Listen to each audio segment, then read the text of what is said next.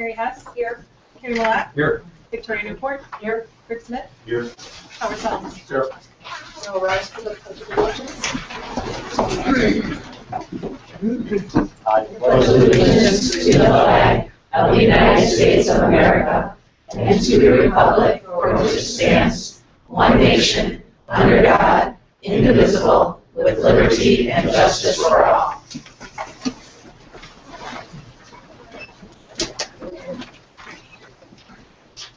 Next, we have public participation and recognition, acceptance of gifts and donations. That the Board of Education accept with gratitude the donations of $500 from an anonymous donor, $6,000 in a FIRST robotics grant from Monsanto, and $4,000 in a FIRST grant from Argos Foundation for the 2016-17 season, and $2,000 for the 2017-2018 season for the DeKalb High School Robotics Club. Do I have a motion? Second. Roll call, please. Vicki Hernan-Faber? Yes. Mary Hess? Yes. Kenny Malak? Yes. Victoria Newport? Yes. Rick Smith? Yes. Howard Solomon? Yes. We don't have Mr. Longhouse here tonight. I think they're building their Oh. road. They have a week from tomorrow until Okay, it's do you packed up. want to give us an update on? Well, I went and looked today. Okay. It's quite a process. Yeah, they packed the robot up on the 23rd of February, and then they can't work on it again until the contest, which is for spring break. So, yeah. The stop bill day is February 23rd, and then our competition is April 1st and 2nd at USC. Okay. So, and Troy Dukes is here from Monsanto. Very instrumental in helping us secure the $6,000 grant from Monsanto. Thank you very much. Yeah, this is the first year for this program, just a pilot program to help first clubs in our communities where we have facilities. So real excited and congratulations to Denise and the team for achieving this grant. Hopefully we can partner with you in the future. So glad to be part of it. Thank you. Thank you.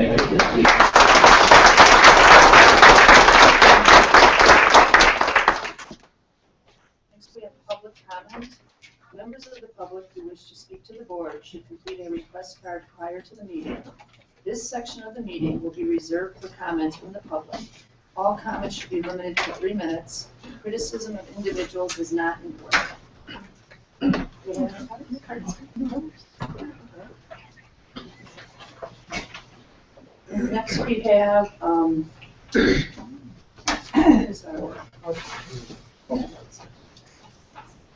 next we have the board committee reports.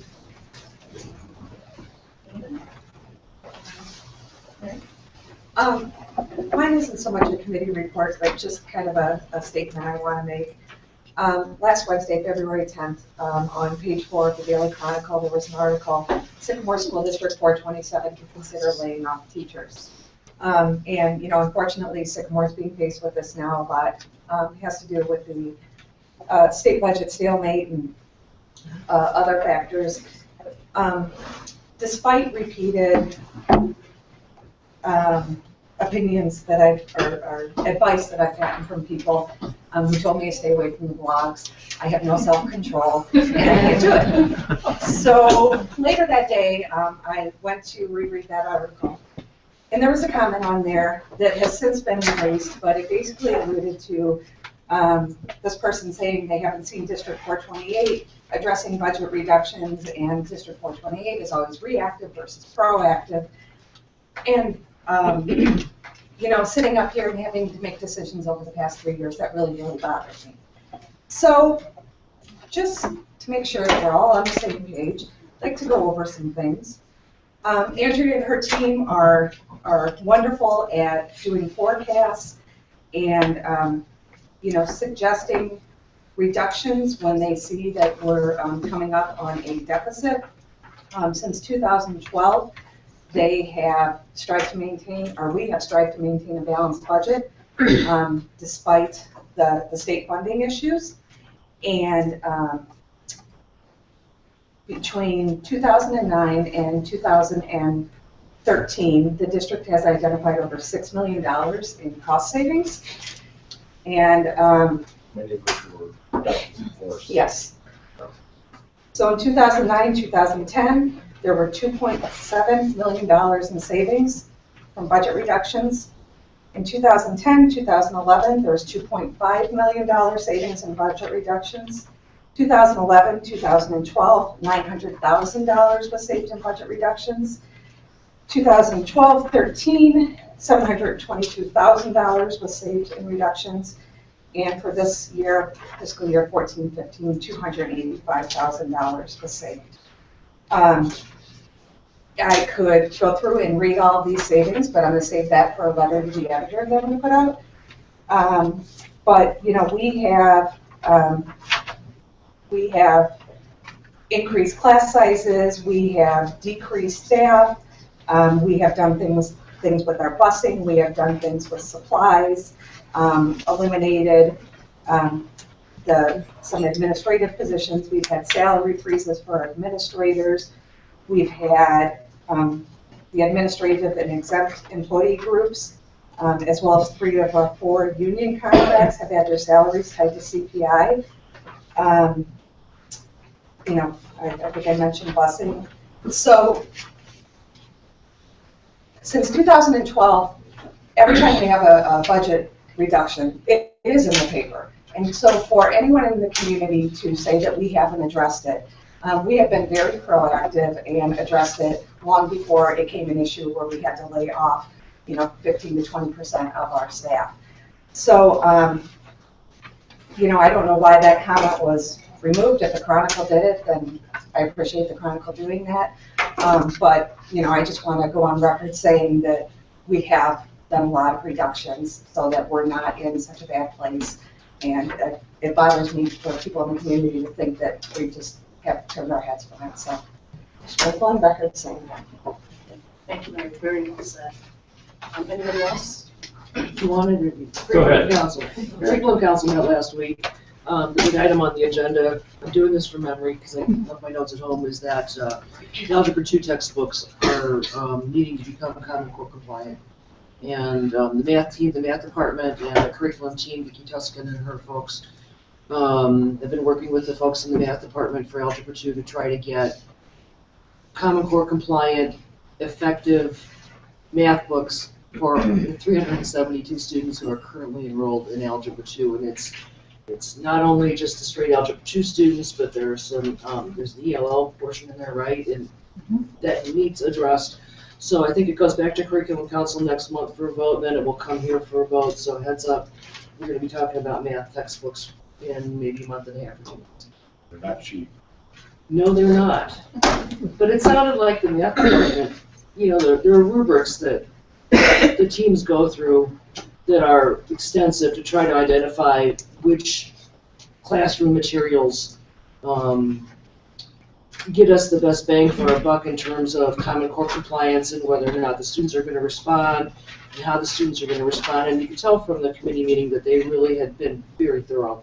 So hats off to the math department at DHS for investigating this because it was like a lot of work.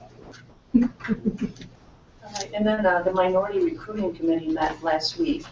And one thing that we've been working on is getting some profiles of some minority teachers and staff in our district, put together a profile, and we're going to put those profiles then on our district website as people they can reach out to who want to seek employment here or apply for a job.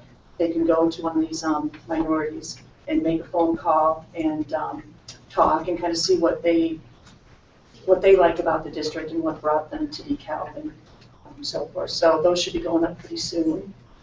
So excited about that. We also need to talk, our high school forensics team is sending 7 kids to state next weekend. So good luck to them. And we also had our Interharmonic Fusion one on Friday night. The is it the quarterfinals, Tamara? Do you know? For the quarterfinals? Acapella? Yes. Yep. Yep. We have a lot going on. We Yeah. have 3 different groups going to state. Yep, the forensics and, yep. So, Forensics, gymnastics, yep, gymnastics, yep. and Swimming, yeah. Swimming, no, gymnastics, forensics, and who else is going to state? Oh my Two wrestlers. Two wrestlers, oh my God, I was there on Saturday, how could I forget? Yes, two of our wrestlers are going, so. But, and with that, we hosted that a cappella concert on Friday night, and just Angel Smith did a fantastic job getting that all put together. So it was a great night. It was a lot of fun and a lot of, just a neat concert all around, so very well done. And get your tickets for the next one. Yeah, the because they're gonna 19th, sell March out. 19th. And this Saturday, we're hosting the SIT conference. Denise, how many we have coming to participate in I that? think it's over 460 lunches, so it'll be quite proud. The robotics team will be there too if you want to come out and see us. That'll be an exciting day. I'm going to add something to what Vicki said about curriculum council. I was in on that, and then also went to the FFAC meeting and sat on the side and listened. And if you remember from the previous board, when Andrew presented the numbers to us, the one-to-one technology component was considered in the budget in cost and so on. And listening to what the folks had to say at the curriculum council, I've been thinking more about textbooks and whether or not we need to buy textbooks as a backup to the one-to-one program. And in some cases, one specific comment was made at curriculum council about when you're into the digital delivery of this, then sometimes you can also have textbooks in the classroom. It becomes a classroom set, not necessarily something that kids take home. But just in the big picture of trying to see this as we go forward with potential fiscal constraints, and what it means to have this one-to-one technology is so far a great program. But whether we are able to continue it in the biggest possible way that like we want, and if we can't, what implications does it have for textbooks and purchasing those textbooks, which can be quite expensive. I think Doug just said something about that. So it was an interesting thing to hear, those three meetings together, the past board meeting, the FFAC, and the curriculum council, with respect to the one-to-one technology initiative. Okay, that's a nice segue into our presentations. We are actually going to flip-flop the two presentations that we have on the calendar tonight, on the agenda. We're going to start with the Curriculum Technology Initiative update. Dr.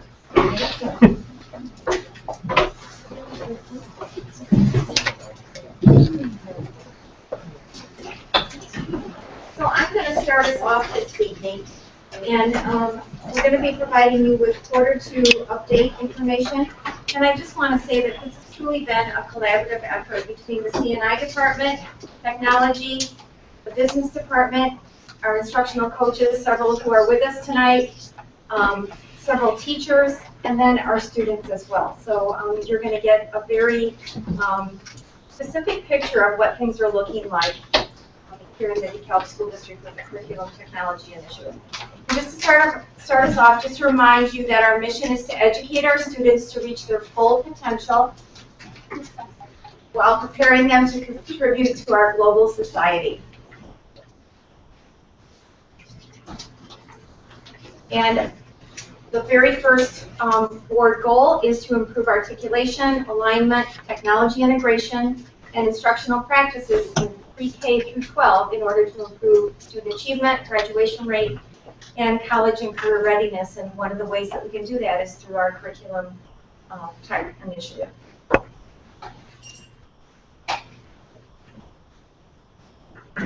And so just want to remind you of what the goals are of the Curriculum Tech Initiative, that our students become critical thinkers and problem solvers. Instruction will improve in the classroom. Classrooms will become centers of inquiry. Students will use the technology to assist them in problem solving. We're preparing them to contribute to that global society and increase student achievement. And I just want to say that Mary Hess and I, last Friday, actually it was February 5th, we had the, what I consider a great honor and privilege to be in Angela Martin's classroom at Huntley Middle School.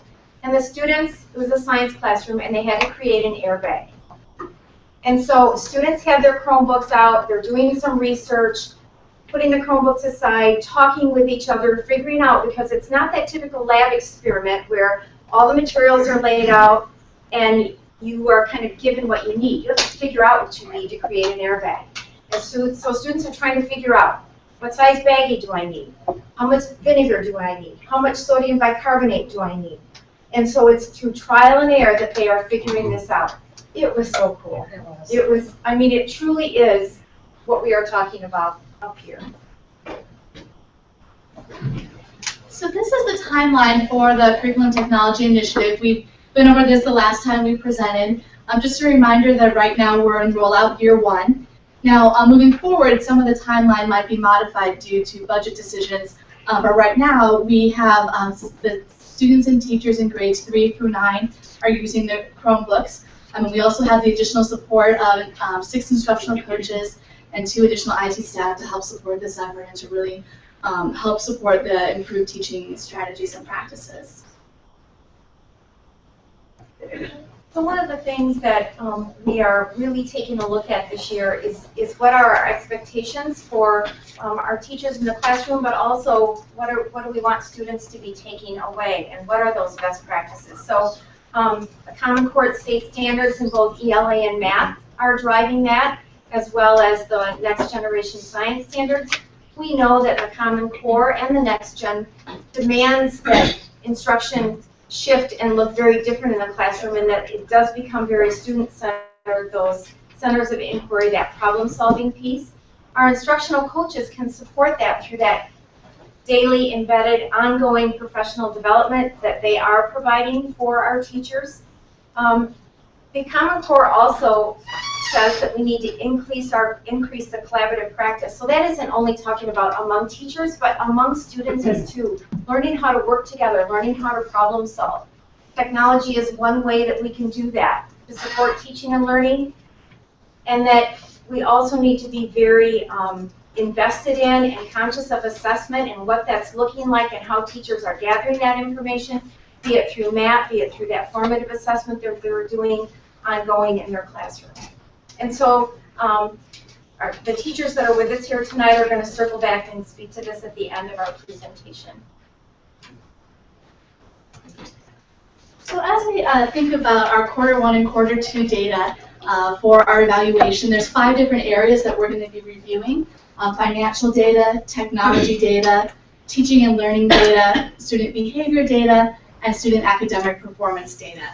We'll provide some quantitative data in each of those areas, as well as some qualitative examples from our guests today. It's important to remember a couple of things for the data. The first piece is that any changes that we do see between Q1 and Q2 could be due to a variety of factors. We're presenting today on the technology initiative, but there are multiple things that can influence changes in student behavior or changes in student achievement, for example. And then the other thing I want to remind us of is that the real purpose of the data this year is to establish that baseline. And this is our year 1 of our rollout, and so we're establishing a very clear baseline of where we are in these different areas that will help us as we move forward to evaluate where we go with the technology initiative. So I'm going to turn it over to Cindy for the financial data. Well, there hasn't been a lot of change in the financial data. You can see the first quarter, a lot of the costs are pretty front-loaded because of the device purchases primarily. Basically, the costs in fiscal for Q2 are salaries and benefits for the instructional coaches, technology support, and a little bit more for professional development. We still are waiting for our E-rate rebate on the technology infrastructure at $170,000. We should be getting that hopefully soon. We've got all that in the works. So basically, we're at about 71% of the total budget for this year, which is pretty much in line with where we thought we would be. So there's really been no major changes in the budget and where we're at.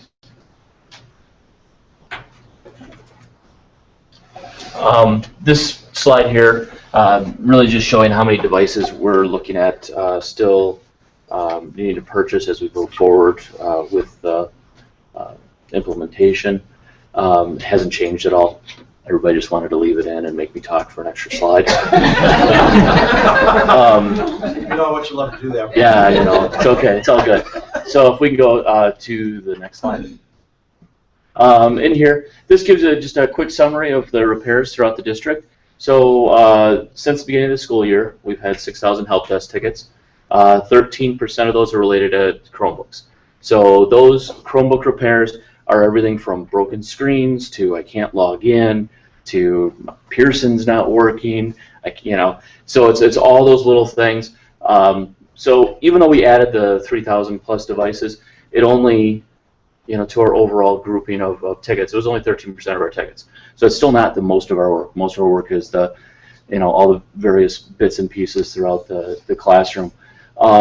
We did have 275 damaged screens. Those are the first time replaced under warranty. And then as we go down, there's an additional fee for the students or families and for us. And with the fees and everything, we're out very minimal amount of money, which is just part of our normal tech budget for those repairs. So I want to move now to several slides that talk about the teaching and learning data. And when I first spoke to you with first quarter data, I provided you with data about how instructional coaches are being used within the district and what their roles look like. And so Sean LaPlante, who is an elementary instructional coach, he's at Tyler and Malta, and then Amy Livengood, who's middle school at both of the middle schools. They're going to talk just specifically about the two largest chunks of time that are in blue, the 22%. Just kind of talk to you about what that looks like.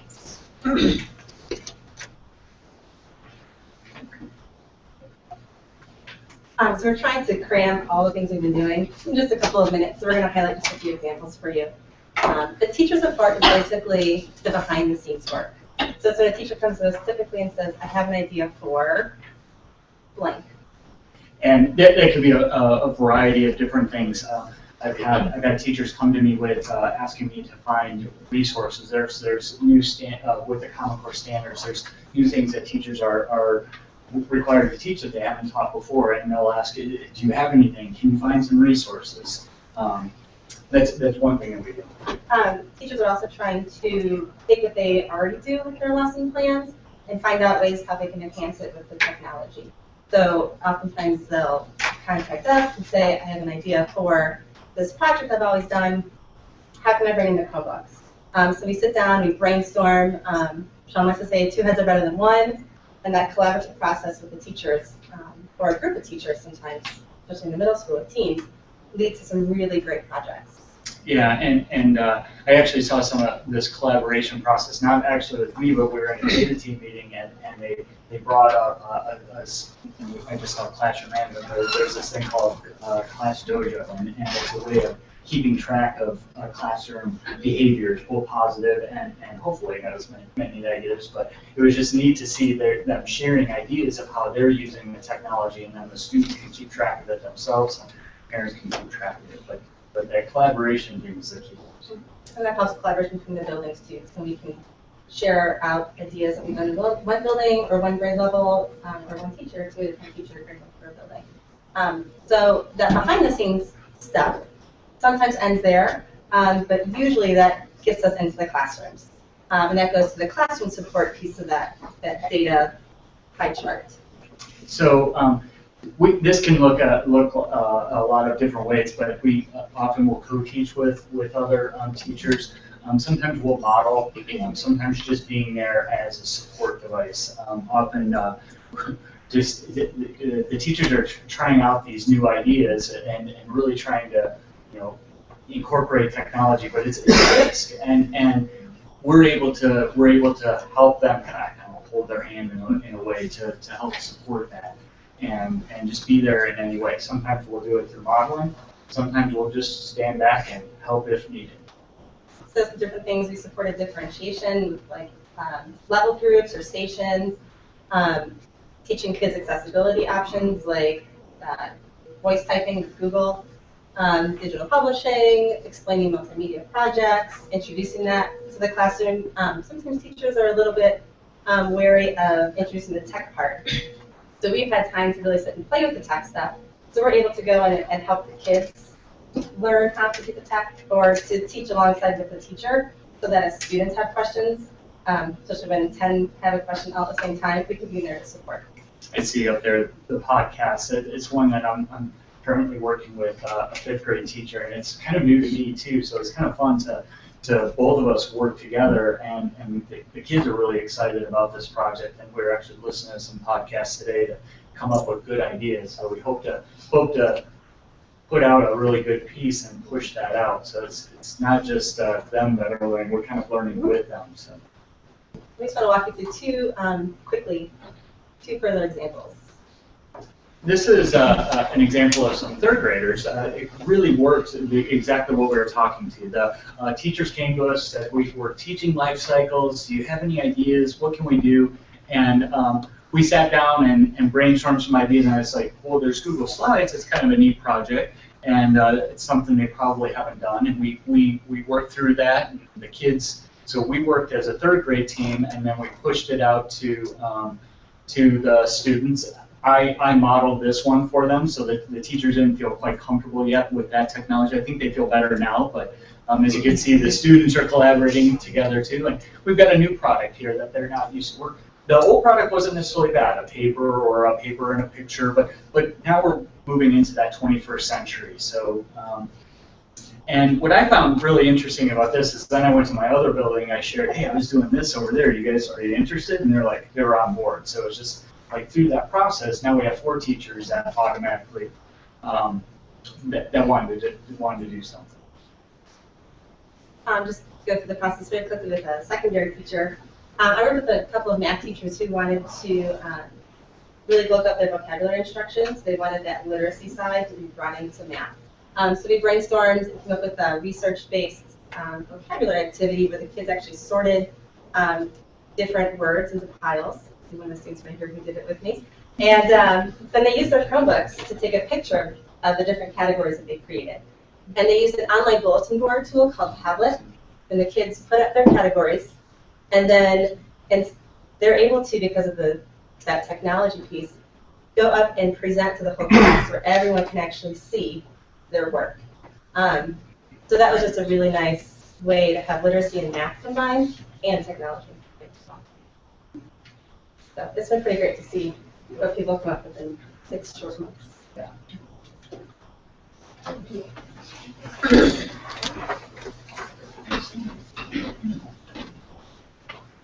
So another piece to the teaching and learning data that we're collecting is the professional development. And I had gone over this data with you during our first quarter presentation, and the new piece is just that daily embedded professional development that our instructional coaches are providing and that Amy and Sean just talked to you about. And then just coming off of a day and a half of professional development, because last Thursday was a collab day, and then last Friday was our Institute Day, where, between student services, CNI, our instructional coaches, again, a truly collaborative putting together of professional development for our teachers. The last kind of set of data for teaching and learning data are the classroom walkthroughs that we have. Just as a reminder, what principals will do is that they do kind of a very brief walkthrough survey of each classroom in their building 3 times each semester. It's a really brief global observation of these kind of different indicators of the classroom. And so we'll get to see now quarter 1 and quarter 2 data from these global classroom observations. So the first area is a learning target, and just whether it's present or not present. A learning target, again, is a kind of learning statement that is visible in the classroom that guides the teachers and the students in their learning, so the students know what the goal is. What we see here from first quarter to second quarter is actually a slight increase in the learning target not being present. The learning model that we looked at, there's 2 different kind of learning models that typically we see in the classroom. One is more student-centered, where the goal really is to facilitate the students' learning based on the students' needs and to engage in inquiry-based learning, whereas teacher-centered, the focus is more on the teacher as the expert. And we saw here from between quarter 1 and quarter 2 an increase in the student-centered learning model being observed in the classroom. That was actually an increase of about a little over 7%. We also saw a slight increase in use of technology, as you might imagine. and that was an increase of about 2.64%. And we also saw kind of a small increase in student engagement. Again, this is whether 80% of the class is engaged in those few short minutes that the principal is in the classroom. And we already had, a very high level, but we saw even a slight increase between quarter 1 and quarter 2 in student engagement. And then the final area is types of differentiation. In our last presentation, we went over this in some detail because it's kind of a different construct. But it really is how the instruction is kind of changed to meet the different levels of students' needs. It can vary depending on the grade level and the content area, so sometimes it can be harder to capture. So this is just kind of a global assessment of whether the observer saw any kind of differentiation in the classroom. And for this area, we really see it very stable from quarter 1 to quarter 2, so not very many changes in whether it was observed or not observed. So those are our first 3 areas. We went through kind of the financial data, the technology data, and the teaching and learning data. And now we're going to move into the last 2 areas, which are more data on our students. The first 2 are kind of in the global category of student behavior. This is attendance data, and I'm going to walk you through this. This is new to us, the way this chart is presented. But we have kind of 3 different grade levels. We have grades 3 through 5 first, and then grades 6 through 8, and grade 9. These are the grade levels that are part of our technology initiative. The first 2 sets of bars are quarter 1. The second 2 set are quarter 2. And then in each set, we have last year and this year. So what we see here, for example, in grades 3 through 5, the red bar was quarter 1 last year, and the blue bar is quarter 1 this year. Not a lot of change. But we see, if we go over to the next set, the green bar was quarter 2 last year, and the purple bar is quarter 2 this year. And so we'll see kind of a pattern here across all of our grade levels where that purple bar, which is quarter 2 this year, is higher than the green bar, which was quarter 2 last year.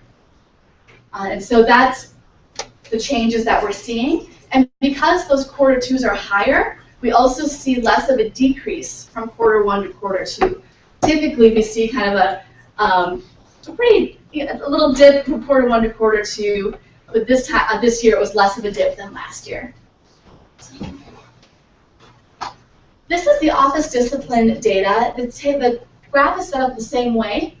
So we'll see that within each grade band, the first set is quarter 1, second set is quarter 2, and then it goes last year first and then this year second. These are the number of students receiving office referrals. What I wanted to kind of let you know as well, though, is that we took a look at what type of offenses were there so we could kind of match the data to this particular initiative. And in all cases, in all of the quarters, fewer than 5% of the offenses were technology violations.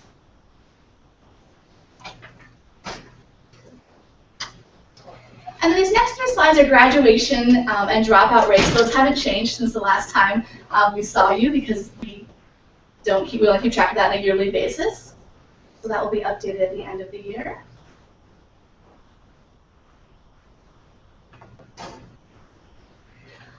A new piece of information here for our academic data are the number of credits earned. So in our first semester, we had 3.37 credits earned for our 9th graders per student, and that was exactly the same as last year. We don't see any changes from last year to this year. What we're going to get into now is some more specific data for our academic area. These are going to be if you're familiar with the AIMSweb data, and then we have the MAP data as well, so they're more geared towards specific skills. For those of you who are not familiar with AIMSweb data, you may have also heard the term benchmarking or CBMs, curriculum-based measures. These are really quick snapshots of students' skills in a certain area, and we do it 3 times a year to really make sure that we can screen for kids who might be having difficulty in an area and provide some more intervention if needed. So the purpose for this presentation is really to see last year and this year. We have 3rd grade reading. This is a brief reading fluency measure. Overall, we're not seeing too many differences between last year and this year. If you can't see it, it's fall, winter, and spring last year is the first graph, and then fall and winter we have this year so far. 4th grade also we see is about the same. last year and this year. And then 5th grade as well is about the same. We're approaching where we were in the spring already, and we're in the winter, so that's kind of exciting too. We're talking about two different cohorts, right? Right. Okay. So this is not the same students, Right. which is very important too. These are the math data, and we did review these just recently, so I'll be pretty quick about this.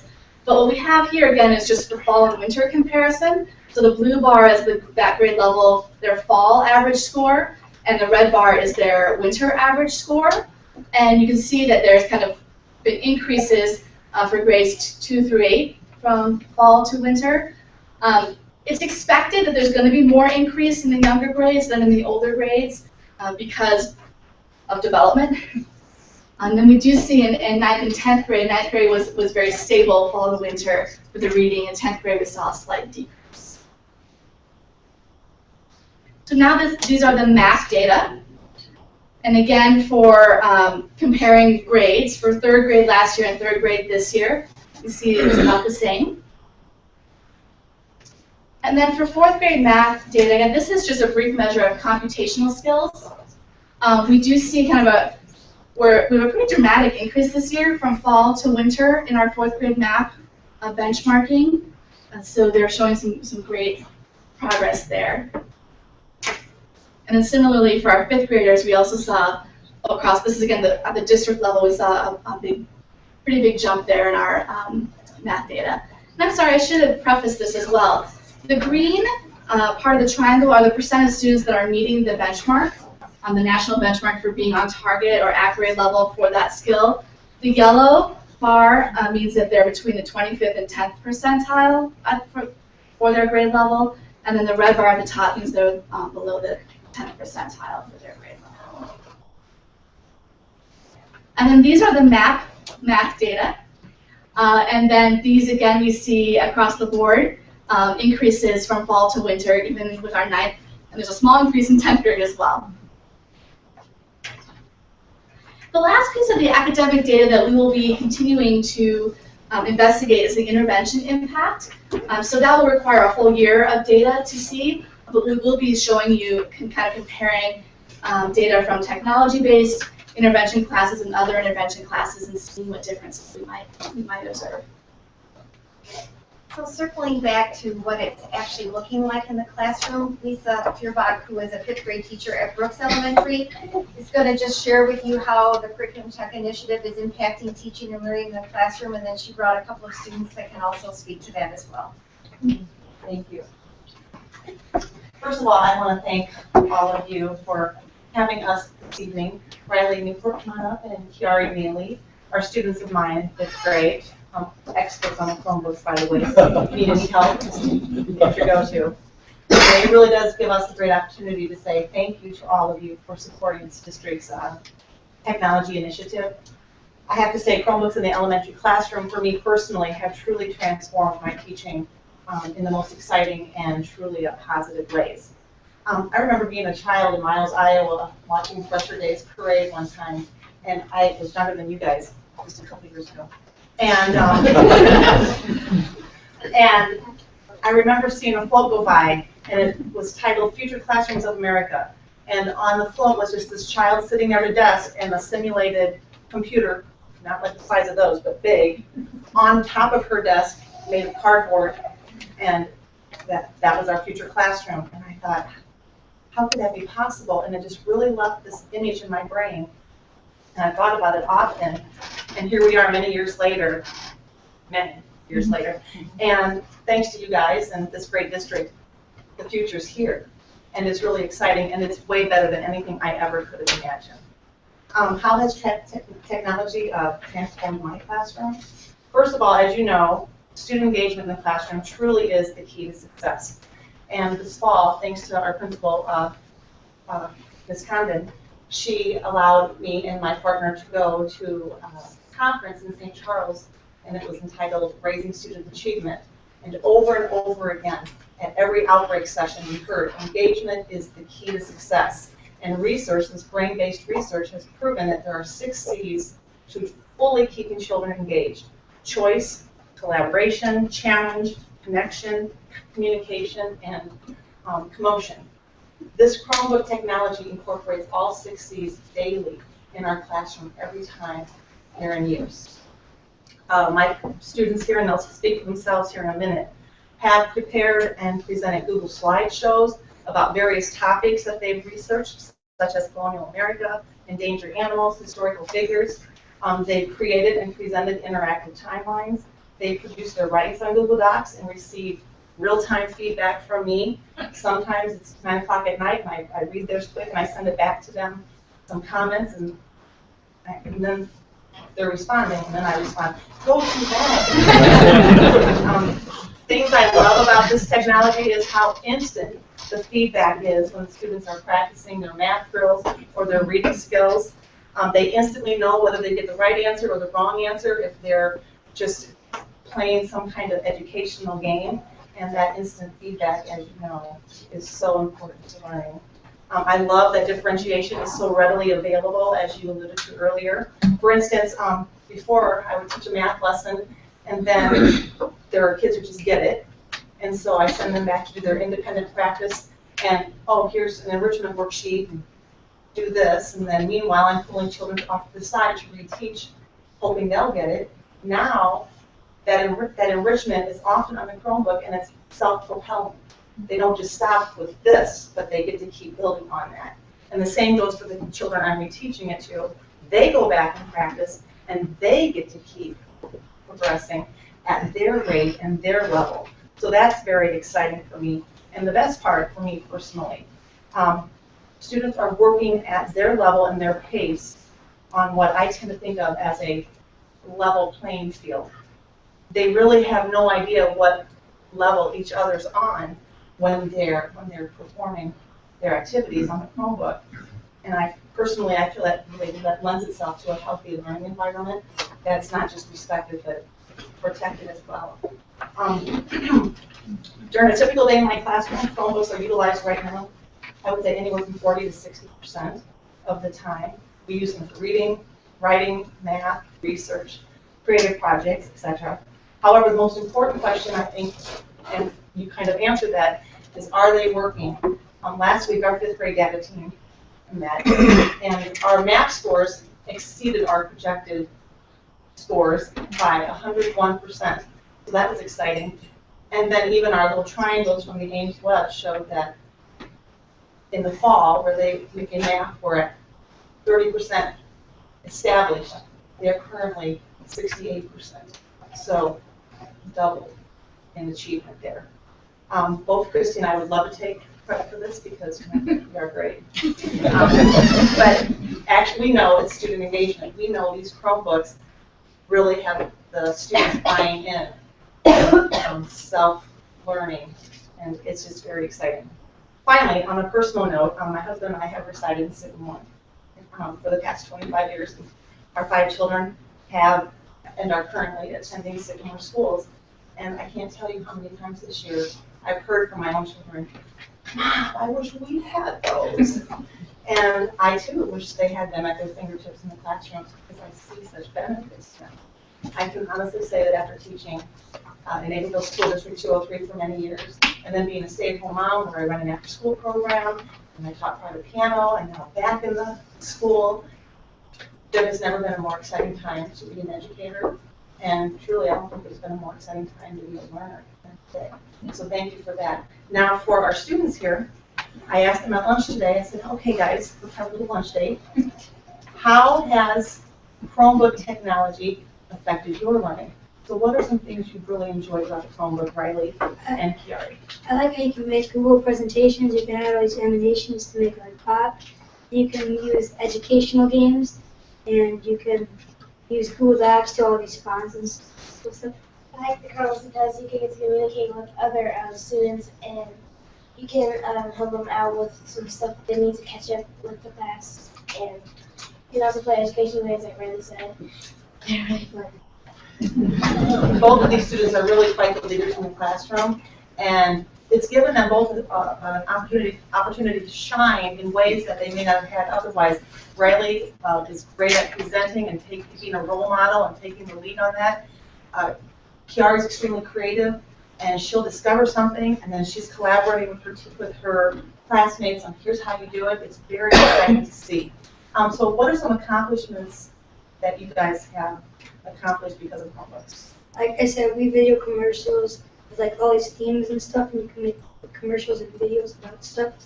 Loki, where you can like type in something that you can like you wanted to say, and you can like use it for a project, and they can like say the words that you typed in.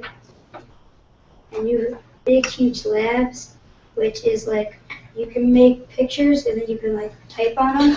It's really cool to do that. Google slideshows, where you can make a slideshow and then like present it to like the classmates. And then you have like Mayan, which is books, and you can highlight. You can even write a journal if you need to answer questions about it, and you can highlight and all that. Surveys, where our teacher gives back, she uses like after we read a book, she gives a survey about what we learned about the book, and sometimes she asks us how we feel about anything in the classroom. You can use interactive timeline, which is we use timeline a lot. We used it to do timelines between explorers' lives. So you start when they were born and when they died, and all their achievements can go into it. Blabbermouth, where you can like add a mouse to a picture, and you can like record your voice and make it talk.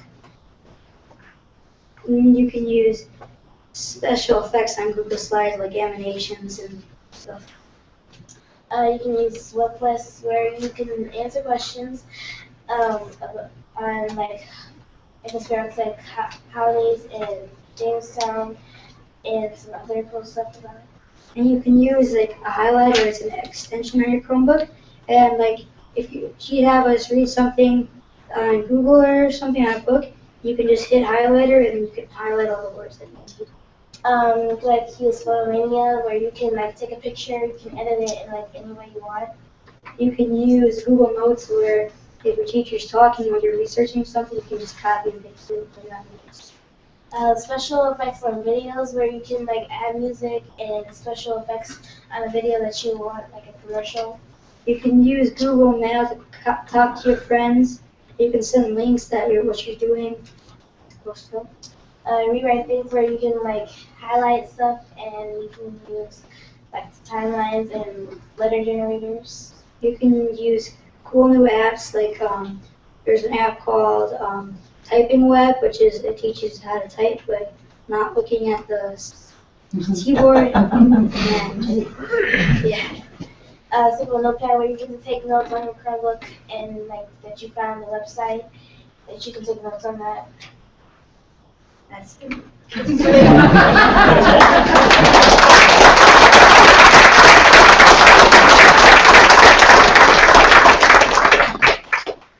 Maurice McDavid from middle school is a Spanish teacher, and he's brought along students to just again speak to how it's teaching and learning in the classroom.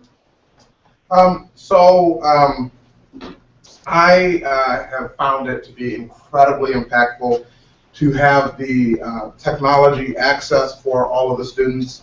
On a personal note, I know growing up, did not have a computer in my home, and Darrell's going to talk a little bit about that as well. This is Darrell Smith, 7th grader at Clinton Rosette. But just that technology access piece is absolutely huge.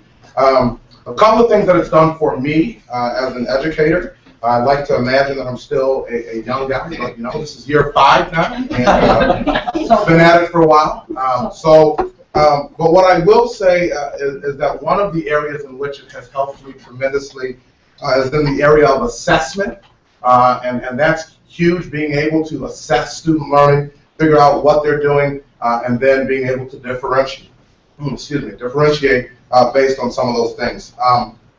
So one of the things that I've done is I've used Google Forms, and Google Forms is basically a surveying website, and these you can use it to create a quiz. The students then take that quiz, you run a flugaroo, literally takes about 30 seconds, and you have instant feedback on how your students have just done on that. You can look at it as a whole class. It gives you a pie chart, so you know 100% of students got number 1 right, whereas only 80% got number 2 right. And again, when you talk about that idea of RTI, of you know, and I like to think of myself running in a small scale RTI right within my classroom, looking to have 85% of my students hit it on that first go, and then I'm able to differentiate for that other 15%. And it literally shows up right there for me. As well as being able to then email the students out their scores, let them know what's going on. I also use Google Classroom pretty regularly, which allows me to be able to push out links, interactive websites, some of those different things using Google Classroom, and it goes right to the student's Chromebook. The other thing that is awesome about Google Classroom is that because I work in 2 buildings, I work both at Rosette and at Huntley, and organization is nowhere close to my strong point.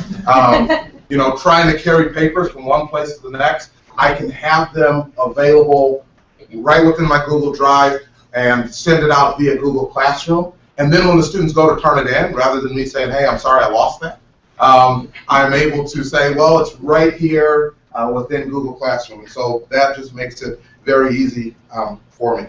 A second piece that has been really just a great opportunity for myself being able to assess, particularly in the area of Spanish. I'm interested in hearing the students speak, not just what they can write.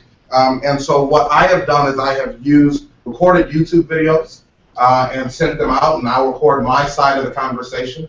And then the students will listen to the YouTube video, they'll pause it after the question, and then they'll record themselves answering that question back. And then they're able to turn that recording in via Google Classroom. I get home later that evening and I'm able to hit play, listen to those recordings, and be able to make markings on pronunciation, make sure that we are using the right verb conjugation and right verb tense and some of those different things. And so I've been able to, in a sense, recreate some of the excellent technology that they have in the high school in their language lab right on our Chromebook. And so that has been just, again, an excellent opportunity to be able to interact with students in that way and allow them to collaborate, even recording conversations with one another. I asked Darrell to come tonight, and I just wanted him to share 3 different things, a few different things that he liked about the Chromebook. I asked him to talk a little bit about learning, about technology access, and then maybe just something that he enjoys himself. Okay, so today I like the Chromebook because in today's generation, a lot of kids nowadays use technology, and so I like the fact that we get to use that too. And I also like Google Classroom because I like to hit the time button, so that lets me know I'm done. So it also helps us complete assignments and homework assignments and stuff like that. So I have his class every day. So of course it's good.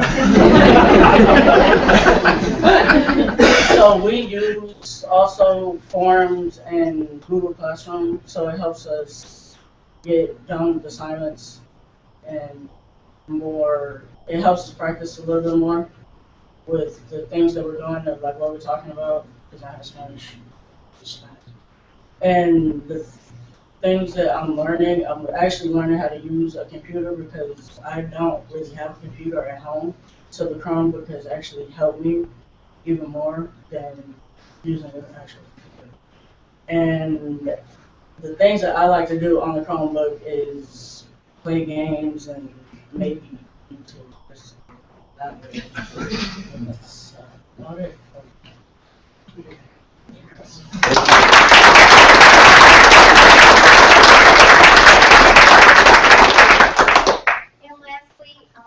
have a video that Carrie Colvin, one of our instructional coaches at the high school, helped put together with Beth Adioe. She couldn't be with us tonight. She's a social studies teacher at the high school, and she's teaching in a multi-grade level classroom.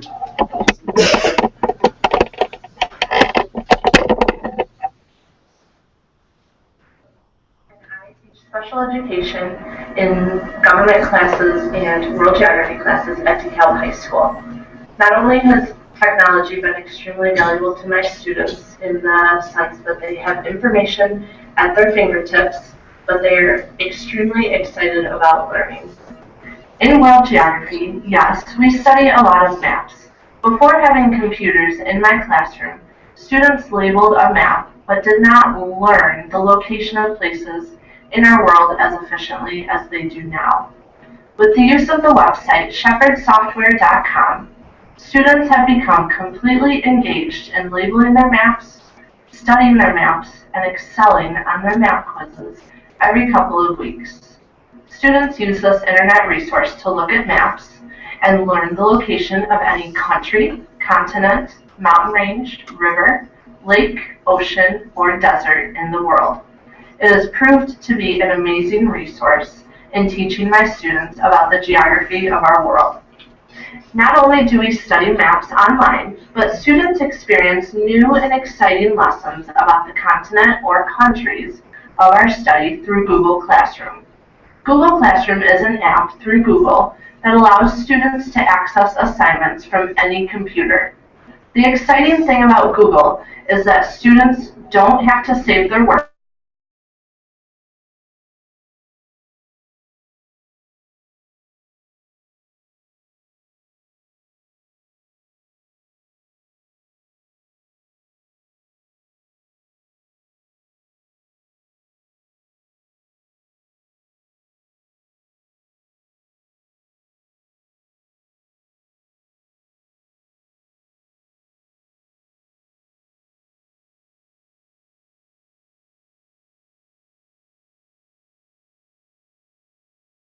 Are able to think outside the box, use their imagination, and be more intuitive when they have technology in their education.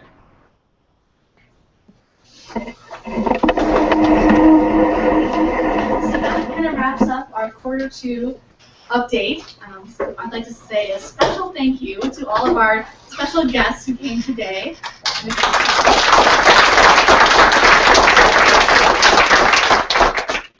And we will be back again for a quarter 3 update. For not too long. But questions?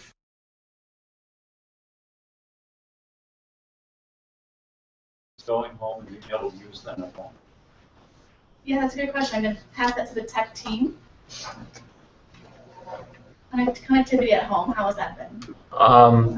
You know, we haven't had a lot of reports of people not having internet access at home.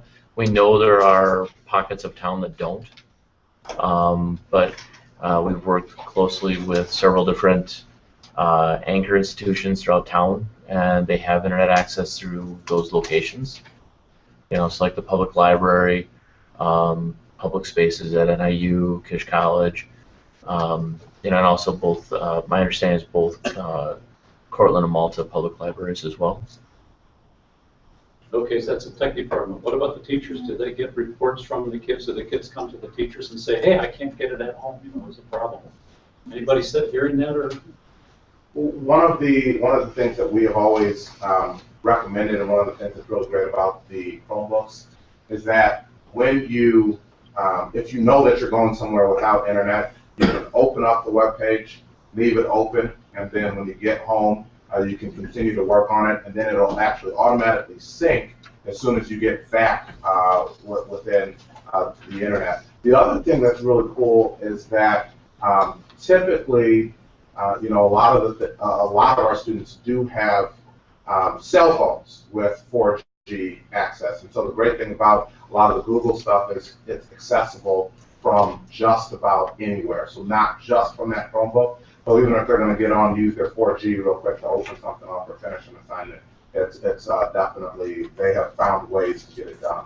And I've gotten a lot more of, well, I just forgot, than, you know, than I didn't have the technology. So, yeah. One of the resources we have at the elementary school is a Mayan, and you are able to download Mayan books onto the Chromebook and access them without internet. Okay.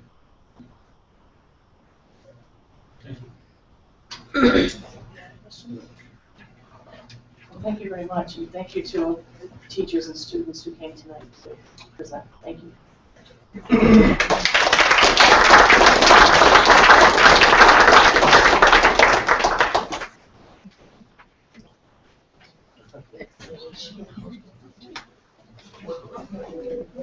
Next, we have a presentation on potential bond restructuring. Let's get to see.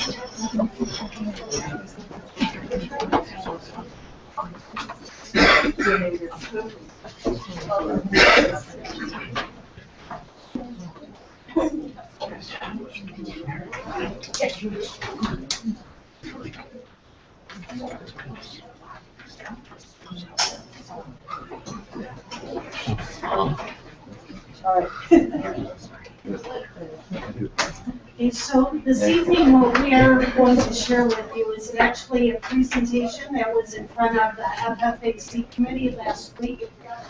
And the reason why now we're looking at this once again, actually the FFAC committee has been tasked with overseeing the bond structure and then what we could potentially do to change direction of this as these bonds become callable. So this evening, Elizabeth Hennessy from William Blair will be presenting the information to you. And then, as I stated, FFAC is monitoring the economic situation, and then they would be coming forth with a recommendation for the board to vote on sometime anywhere within the next few months to the next year.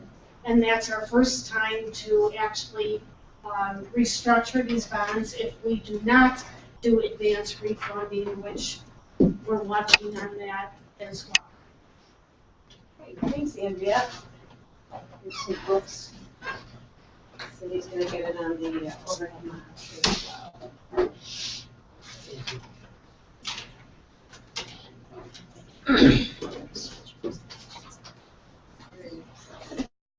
Okay.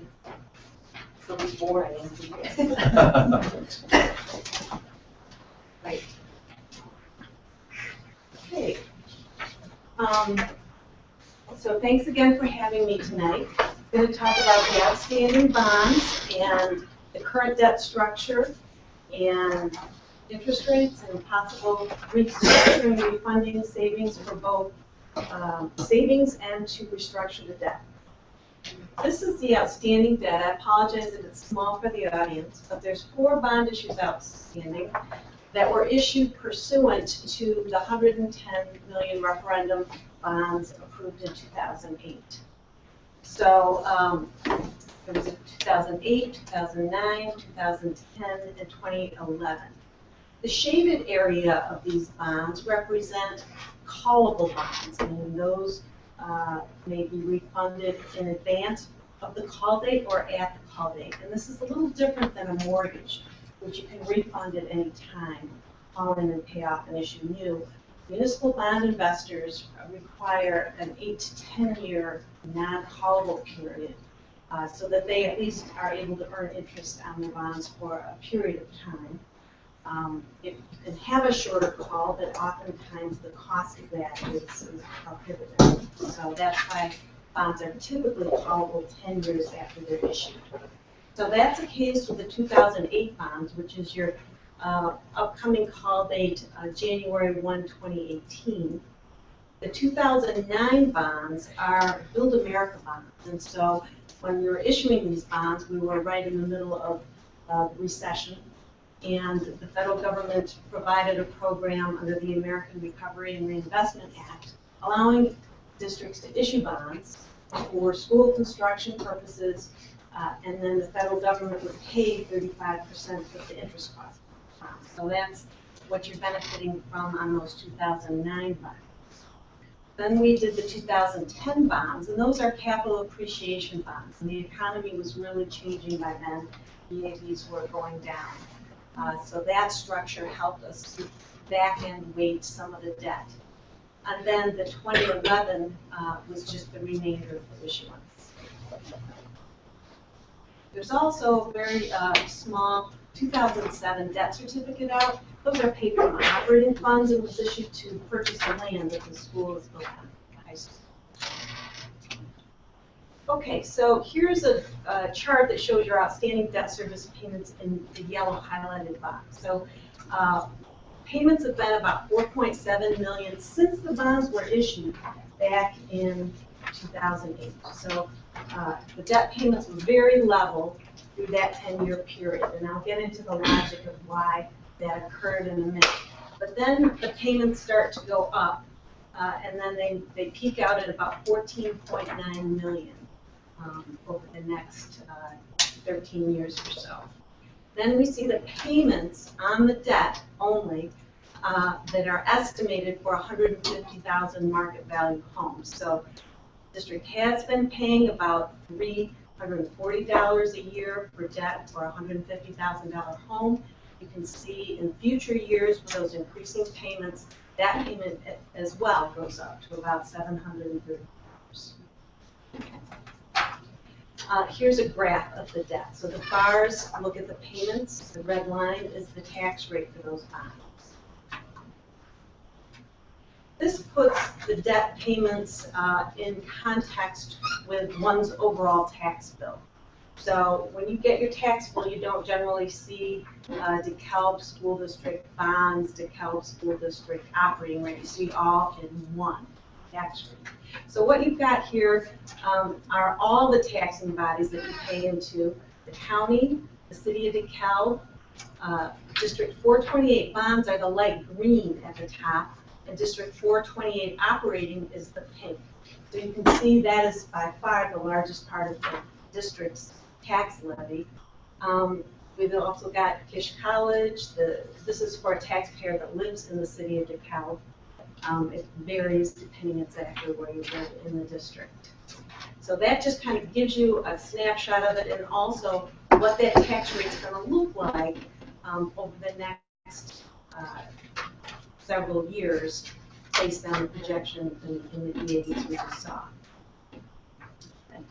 Okay, so just let me comment a little bit on the referendum history and the changes that we made in conjunction with the district and the CFAC committee, it was called at that time, as we evaluated what was going on with the tax base, what was going on in the market, and what was the best way to keep the costs as reasonable as possible. So in 2007, before the referendum was approved, the district relied on past EAV growth, new construction, projections from the city and from the county assessor for our future estimates. So at that time, the 3-year historical growth rate in the equalized assessed value of the district was 10.8%. If we go back over a 5-year period of time, it was 8.44%. And if we look at the past 10 years from 2007, that was 7.37%. So a very robust growing time with lots of developments on the plan for residential and commercial. So the district originally estimated future EAV increases at 5% and 6.86%, including the new property. So the CFAC committee reviewed the financing plan for each bond issue to fund the referendum approved projects and gave feedback on all these assumptions. The other thing I might mention here is that in order to save interest costs, we issued the bonds as close as possible to when the proceeds were needed for construction. That's why we have 4 separate bond issues. Didn't issue them all at once. Interest earnings were very low as rates continued to go down over this period of time. So we saved the interest costs by issuing multiple pieces.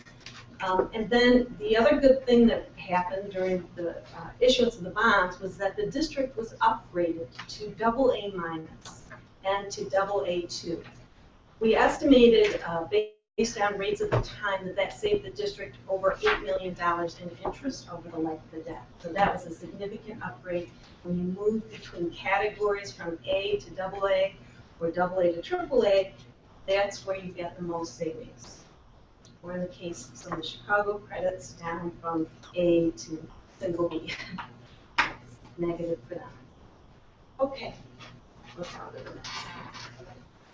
So as the information about the Great Recession and the impact on the tax base became apparent, we realized in 2009 that we probably should change the original plan structure and our EAV assumptions because the EAV was going down. So we approached your local representatives about legislation to extend our debt repayment. The statutory requirement is 20 years in Illinois. we wanted to go 25 years, stretch those payments out longer, make the annual payments lower, to get the payments overall lower to the taxpayers over the life, which would be a longer life of the debt. Unfortunately, they did not support the district in this effort, thinking that, gosh, you didn't tell us 25, you didn't tell the voters 25 years was a possibility when you brought the referendum. There's nothing in the referendum question that says 20 years, 25 years, 15 years, but at any rate, they didn't feel that they could support it based on that. So what we did as a backup was said, look, let's keep the debt payments as flat as possible for those people living in the district now who are going to be paying this debt while growth is kind of stagnant, while EAVs are going down, and then make all the bonds callable in 10 years, as we had always planned to do, but have the option to restructure, refund, stretch out the payments if we needed to, depending on how the economy turned out to be. Well, here we are, not quite 10 years later, and the economic growth just started to return for 2015 EAV, up for the first time in 10 years. So a much longer period of negative EAVs than we had anticipated. And so here we are with the ability to refund the debt for savings or stretching it out. The news is the bond market is good. So we have those opportunities to us, but the decision was made through the issuance of these 4 bonds. Gosh, things are looking really bad. Let's try to stabilize the first 10 years, and then we'll grow the debt at the end. We have to pay back $110 million somehow, right? And we're stuck with it for 20 years. We rely on, hopefully, with economic growth, call dates and restructuring, or a combination. Okay, so let's turn now to the bond market. We hit another record with the 10-year Treasury on Friday. It's down to 1.52% or 1.7%, and then bounced back up today, still under 2%. In December, the Fed raised interest rates by 25 basis points, which affected the short end of the yield curve. That's the Fed fund rates that banks borrow from each other at. So that didn't affect our long-term rates. And this graph shows you your 20-year AAA municipal market data in the blue line, and the green line is a 10-year AAA municipal market data index. They follow the Treasury bond market. As you know, the first couple months of this year have been extremely volatile for our stock market. And when that happens, it causes investors to buy the safest security they know, and that is the U.S. Treasury bond. So that increases demand and the price for the U.S. Treasury bond and reduces the yield. So the municipal bond market has been a beneficiary of that so far. This next graph looks at the yield curve. So this looks at where interest rates are from year 1 going all the way out to year 30. And the green line is where we are now. And we compare this for the last 7 years. And if you can see, that green line is pretty much at the lowest level rates have been in this last 7 years, except at the very short end, which reflects that rate increase that the Fed did. So, excellent market. Okay, I'm going to talk a little bit about bond rating, and then I'll get back to the market and some of our options with these bonds. But the district, as I mentioned, really benefits from a very strong bond rating. AA- from Standard & Poor's and AA2 from Moody's. And the definition of that rating is that the district has a very strong capacity to meet its obligations. So I'll go back to the, I just want to mention one other thing. The line that you see there is between investment grade on the top and non-investment grade on the bottom. And unfortunately, some of our public entities, Chicago Public Schools, are now in that single B category. So you can just see how different your bond rating is from some of those institutions where they're issued. So I wanted to just share with you some excerpts from the bond rating agencies, just to kind of demonstrate the attributes that the district has that they find so very positive. Number one, everybody mentioned you have a stable economy despite the EAB declines, anchored by Northern Illinois University. Every rating agency mentioned consistent financial operations with strong reserves. S&P mentioned they are the only one that has a financial management rating. Okay? So they actually rate your management, and they said you have a good financial management rating, indicating that you have very good financial practices in most areas. Also, they gave the district a stable outlook, reflecting their anticipation that the district will remain structurally balanced and has a very strong reserve position.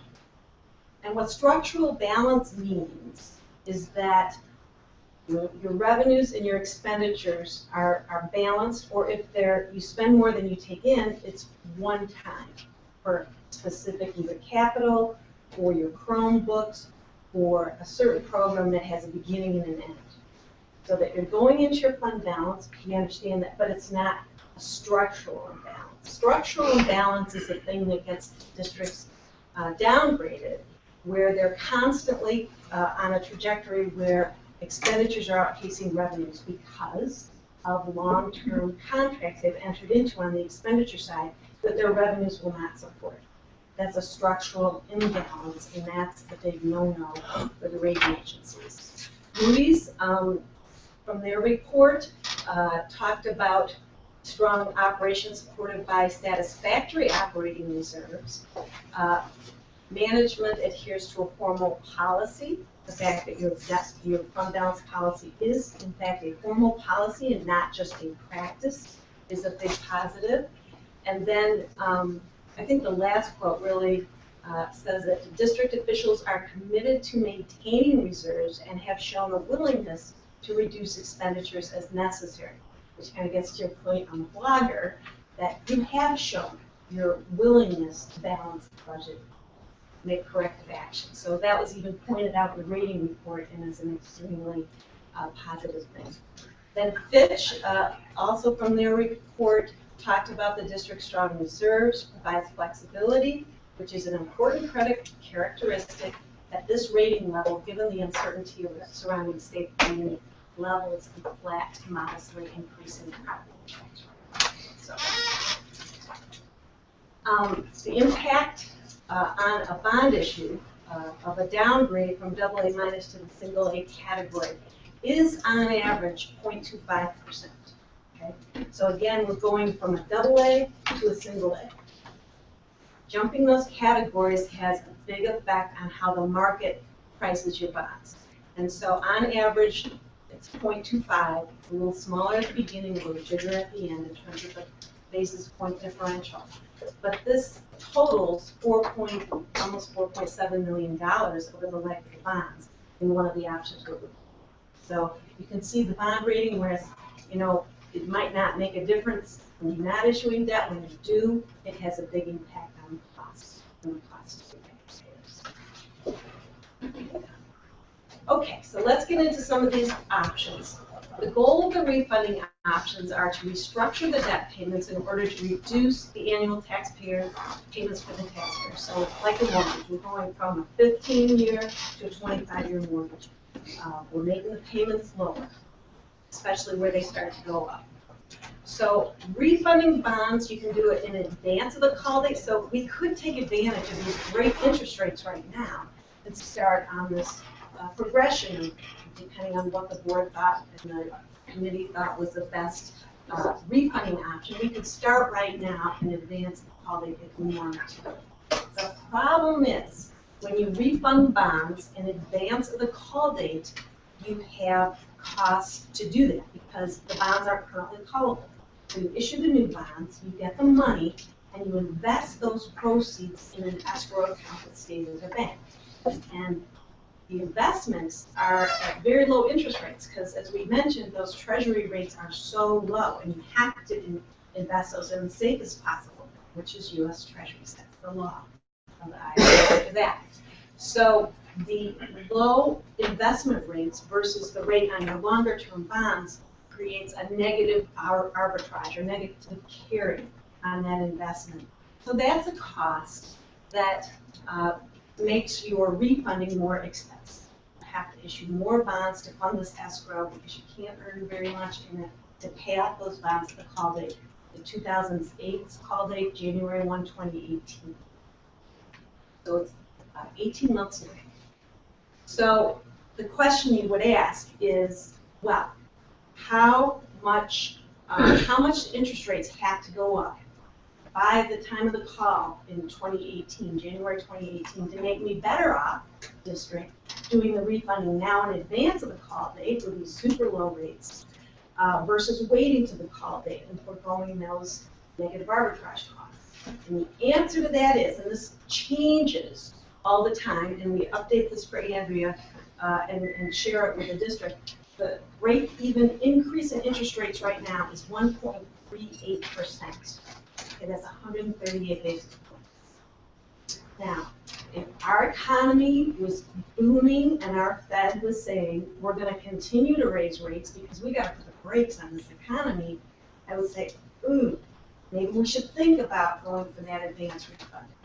But what's happening in our economy right now is, we're really kind of struggling again. We're a global economy. Not only what the U.S. does, we're tied to China. We're tied to Japan, who just went negative on their interest rates. So all these things affect the U.S. economy. And the Fed, at their most recent meeting, said if we raise rates again once this year, that'll be a lot, the way things have gone.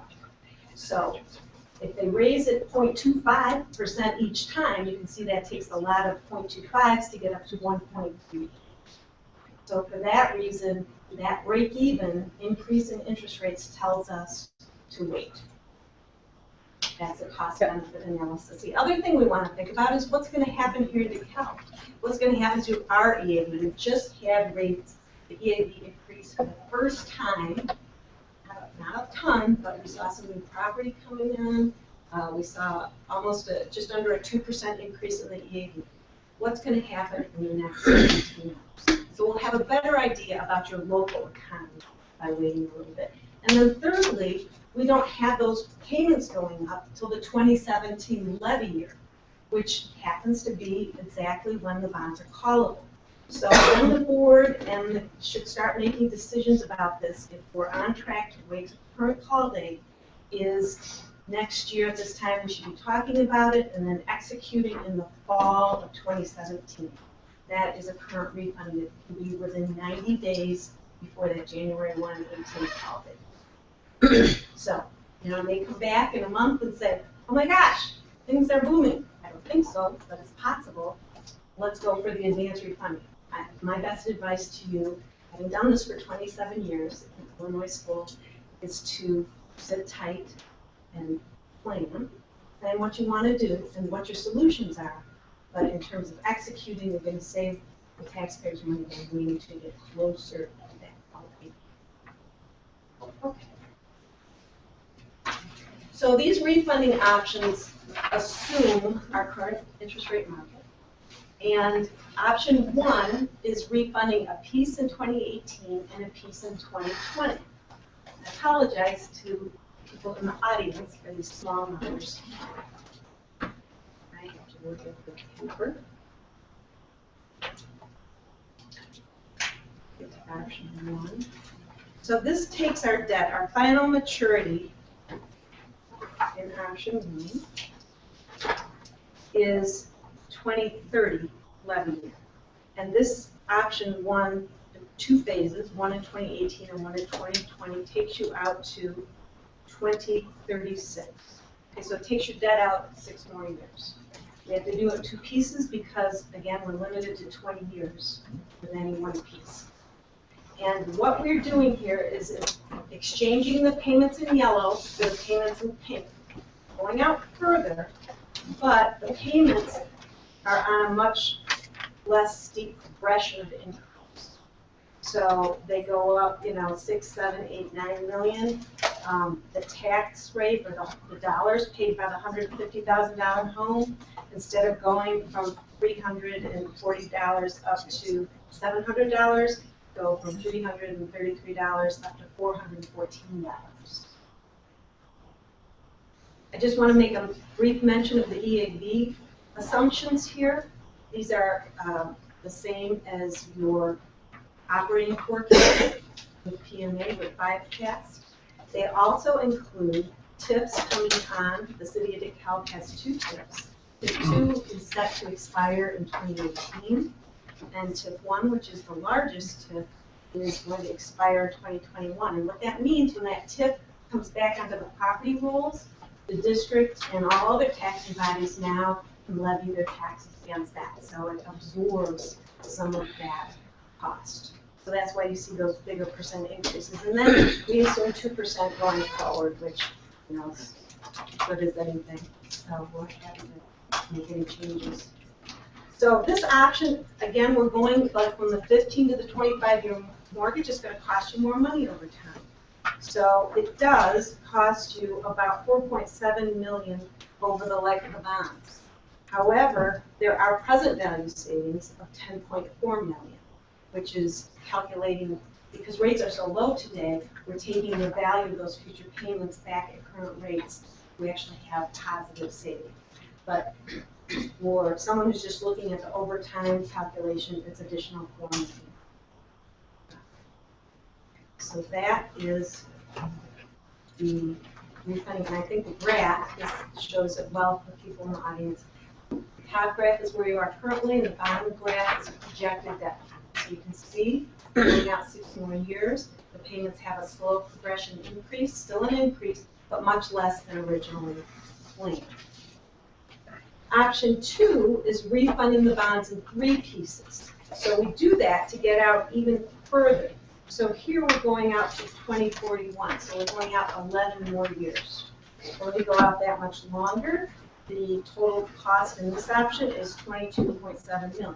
So this is a lot more expensive over time, but again, we're going out 11 more years from where the debt originally ended. What this does for you is it really flattens out the payments almost completely at $7.6 million. So the payment on a home stays pretty stable in the $300, $360 range.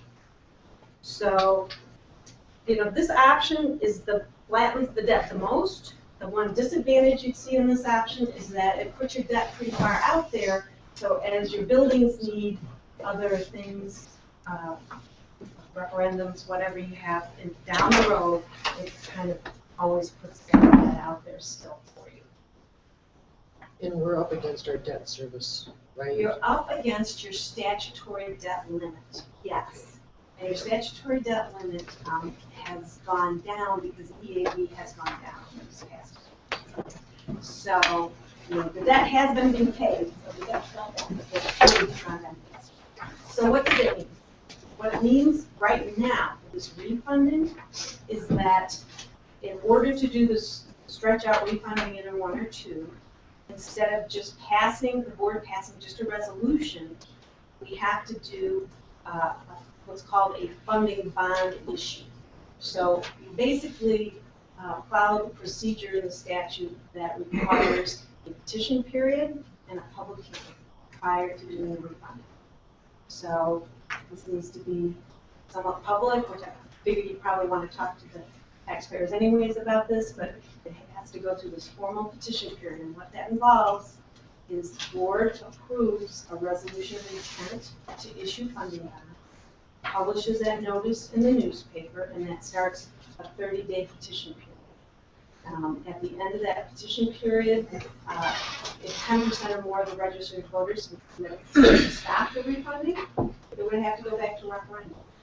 It's hard to imagine that, you know, a taxpayer would be motivated to do so, but you know, public hearing is the other requirement.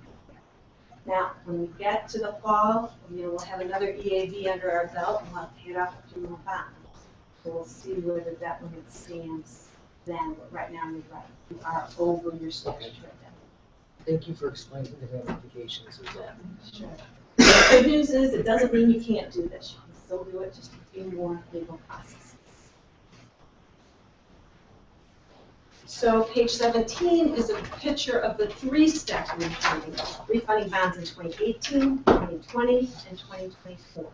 And you can see it goes out a bunch farther, 11 more years than the final maturity, but keeps those payments much more level.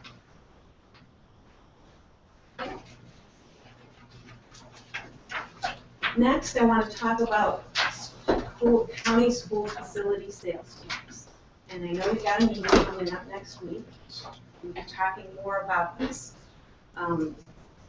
So if 51% of the enrollment represented by school districts in DeKalb County set forth a petition to the county board, you can put a question on the ballot to see if the voters would approve a county school facility sales tax. It can be up to 1%, it can be 25, 50, or 75, it can be really anything under 1%. So the purpose of the school facility occupation tax is to pay for capital projects. It can only be used for capital. It cannot be used to pay salaries. It has to be for construction. It can also be used to pay for bonds that have been issued for construction, like your outstanding referendum bonds. It can be leveraged to issue more bonds. And once it is approved, it is permanent. Now, it is a sales tax countywide. It's on all goods sold with certain exceptions. So page 19 looks at the things that are accepted. Automobiles, including cars, RVs, mobile homes and farm equipment, aircrafts, boats, drugs and medical supplies, farm equipment, including all vehicles, and qualifying food. Okay, we talked about qualifying food. I believe it's like food you buy at the grocery store that's already prepared to go, but meals out are subject. So currently, the state taxes 6.25% on all goods, and the county receives only 0.25% of this tax. This tax is the same. Many counties have countywide public safety tax also that they run countywide. All right, so page 20 shows what the referendum question looks like on the ballot. It's very simple.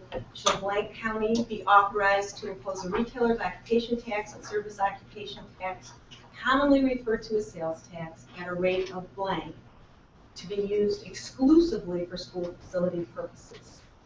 So simple majority. So if we look at 1% sales tax, the 0.25% for the year ending June 30th, 2015 is $4,173,000. Now, I have been waiting for the state to get back to me to tell me about how much of this is going for cars and those things that are accepted. And they said I have to wait another 15 days for them to answer my question. So, but let me just give you an example. Last year, when I did have the number, it was 3.9 million. Here it's 4.1 million, so I think this number is not too far off. Now, if we take that 0.25 and multiply it times 4, we get a total for 1% sales tax, 16.3 million. That, of course, includes the state's 2% fee that they take off to administer this tax, sales tax. Okay, so they divide that sales tax by enrollment. So we are looking here at the enrollment from the ISB report for 2015, pre-K through 12. So based on that, the district would get approximately $6.1 million each year from that county facility sales tax. You can see what the other districts would get. And the thing that we don't actually have in here, which is something the ROE would have to do, sometimes there's students in other counties that might go to one of your school districts within DeKalb. The money follows the student. So if there's other students in Kane or Henry, the money would follow them to the extent they need. But this will give us a good estimate. So as we mentioned, the district has ongoing facility needs. The county school facility tax The 6.1 million could be used for abatement of debt service tax levy to stabilize your debt payments. It could be used for additional capital projects that are in the O&M fund, or it could be used to leverage new bonds. So what I've just done as an example is that if you took that 6.1 million and the district uses 3.8 of that to abate debt service, the remainder would be used for other things if you needed it, and we could do a million scenarios on this. But if we just look at using 3.8 million of it, what the good news is we don't have to extend the debt at all. We can refund those bonds at the call date for savings.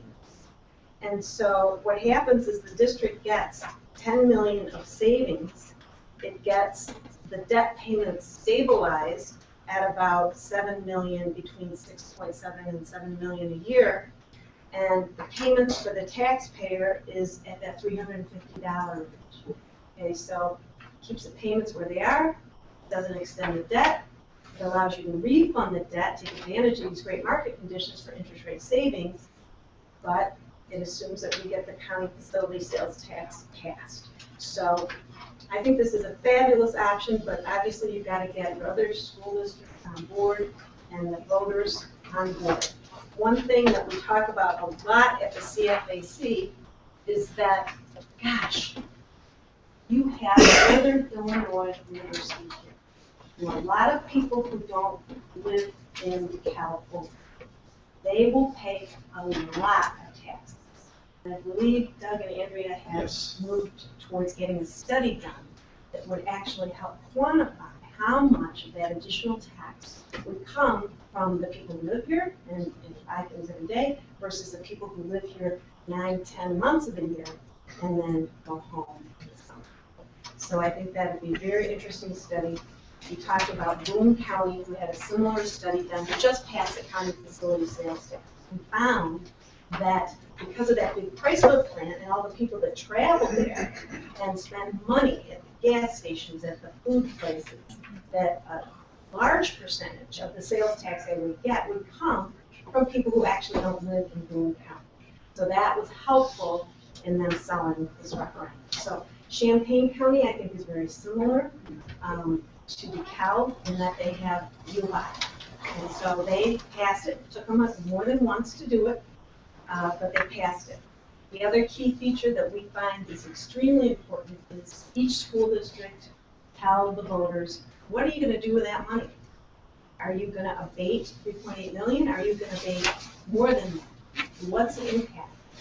And, you know, these are things that boards can promise through a resolution.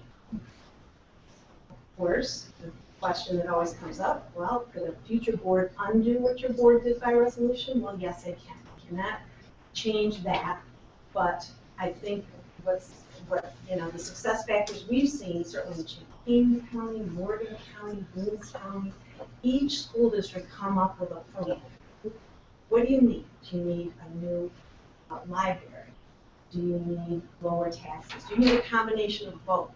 How are you going to do it? Show me the numbers. And then each year, make a presentation to the community, state of the district, who did what we said we did. So that's sales tax, and if we go on, we've got some timelines. November is coming up.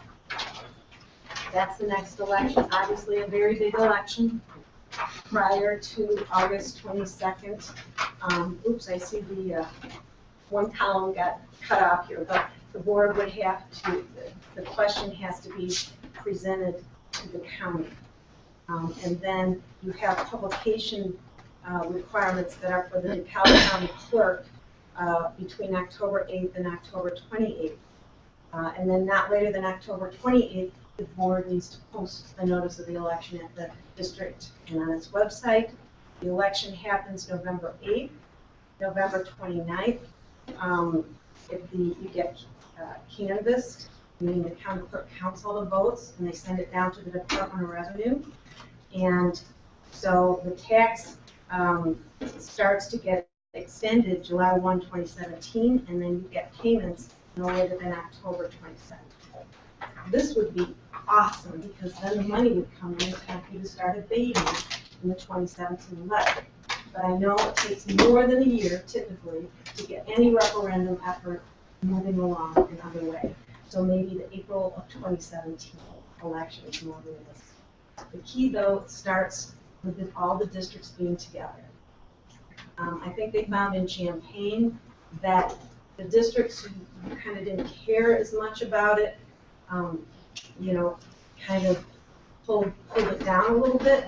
But once everybody got on board, talked about what it does for them, what it does for their taxpayers, because you'll find, and Champaign did a very effective job of this, talking about the average bill somebody spends a year for buying goods and services, Costco, food, whatever, and the increase on that versus the savings from your average tax. And that analysis is powerful because it shows that you're going to save more on your property taxes by far than you would spend in additional sales tax and goods and services. So timeline, just thinking about moving forward, we'll continue to update the district and the FFAC committee on structure, timing, market, advanced refunding, current refunding.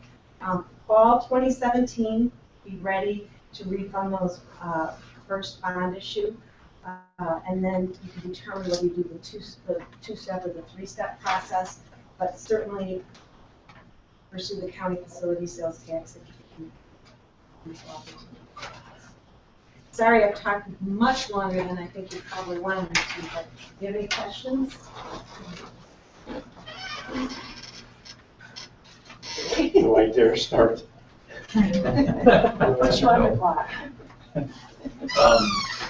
So going back before the 1% tax discussion or talk to the earlier part.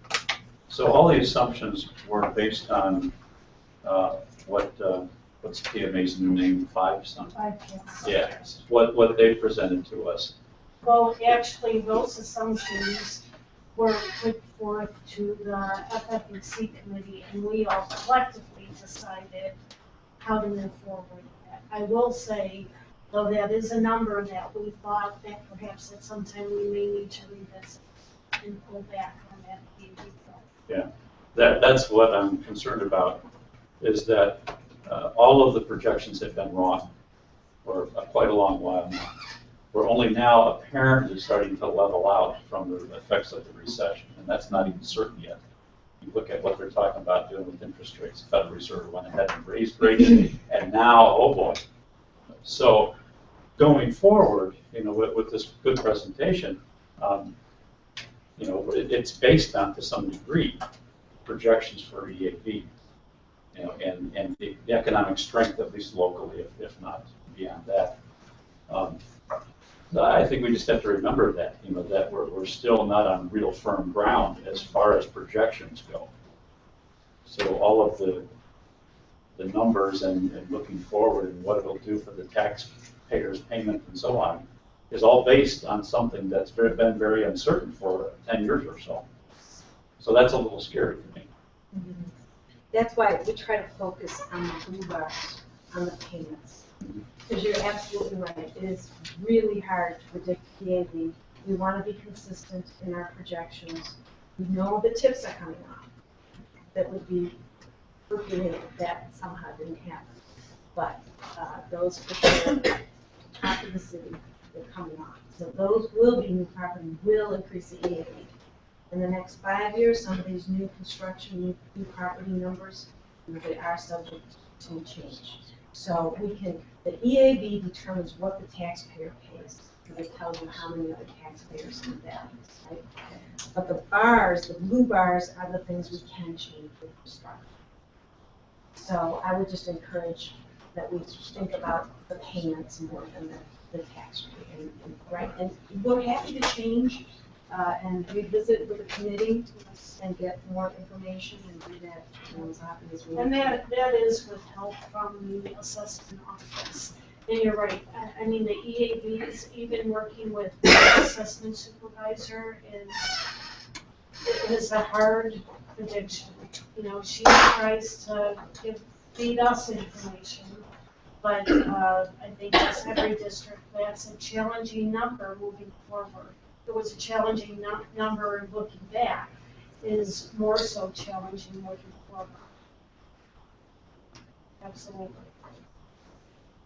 So the only thing with certainty is if you can pay the debt off, you don't have to worry about it anymore, right? You don't have to do all these projections. And that brings me forward to the 1%. Can I ask another question, Victoria? So with regard to the 1% and the state statute that undergirds all of this that you just presented as to what we can do and the timelines and so on, right? You know, has anyone, any district, ever tried to get the state statute changed so that there is a certainty of accountability, so that if you take the 1% in sales tax, then you give back some percentage or some amount in property tax? Requirement. Yeah, a requirement statutorily. Has anyone ever tried to do that or suggested it? No, but they have suggested. I looked at a presentation in McHenry County about 9 months ago, and that came up as well. How can we make that statutory? Because as you know, whatever board does, the next board can change. Chapman Cutler's recommendation on trying to do that was don't even start. It was hard enough for the legislators to get it together to get this law through. It was patterned after the law in Iowa, which also was county by county. And by the way, every county in Iowa now has this law. It's been a very effective way for them to manage their capital projects. So I hear what you're saying, and you know, maybe that would be a possibility somewhere down the road under a different administration when the government was actually, you know, moving forward on things. But just our advice from the Chapman lobbyist, Chapman Cutler, was well, absolutely no based on it. And just, you know, just a small comment on that. It all gets back to trust, right? It's all trust. And if you're a good district board administration, as you are and you have been and you've done what you've said, you have that trust with the community. And it's hard. It's a precious thing, but it is the currency of the leadership. Maybe one little technical question. It's goods, but is it also services? I noticed it said service occupation retailers as well as goods. So do we tax not only product but also service? You know, it's the exact same things we tax right now. So I think some services are taxed right now, but not really many. But they call it the service occupation tax, but it's absolutely no different than the 0.25% that the county levies. I'm just curious. I can remember going back to about 1970 when services were not taxed, and then they were taxed after some point, or in the 70s. So I'm wondering whether or not this, exactly what is included or not included. Just a small technical point, but it's not very much service. You know, in the big picture, this whole thing is about the way education is funded, and many states have tried to come up with different things. We talked about GSA not too long ago, and crazy formula as far as I'm concerned, it's crazy, that they use, you know, to come up with how much we get. That 6119 number's been there for quite some time. They keep trying to improve things, but they don't ever really get together to be able to do it. So I'm a little bit leery of, we're messing with this, right? I mean, if we get the 1% sales tax passed, okay, and we can use the proceeds to pay down our debt, which would all be great for 428. But you're in effect changing to some degree the method in which the education is funded, at least in this district and at least in this county. You know, and Andrea, when they looked at us and they said, "Oh, you guys are cash rich, so we're not going to give you as much as we might have given you if you didn't have that extra money sitting in your general fund, your fund balance." And I wonder if they'll look at us again if we pass the 1%. If the guys in Springfield or Chicago are going to look at us and say, "Ah, you now have another income stream." They did admit that was a rather knee-jerk reaction to what was happening and was not the best method to redistribute that money.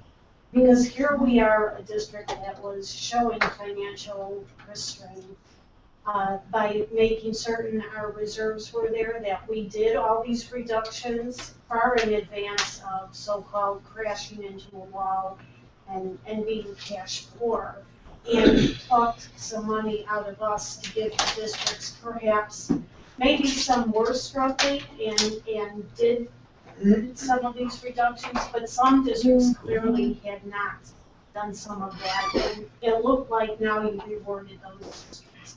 I will tell you from the conferences we've been at, and when we talked to the state about that, they knew that was not the best method in which to recalculate and put money back.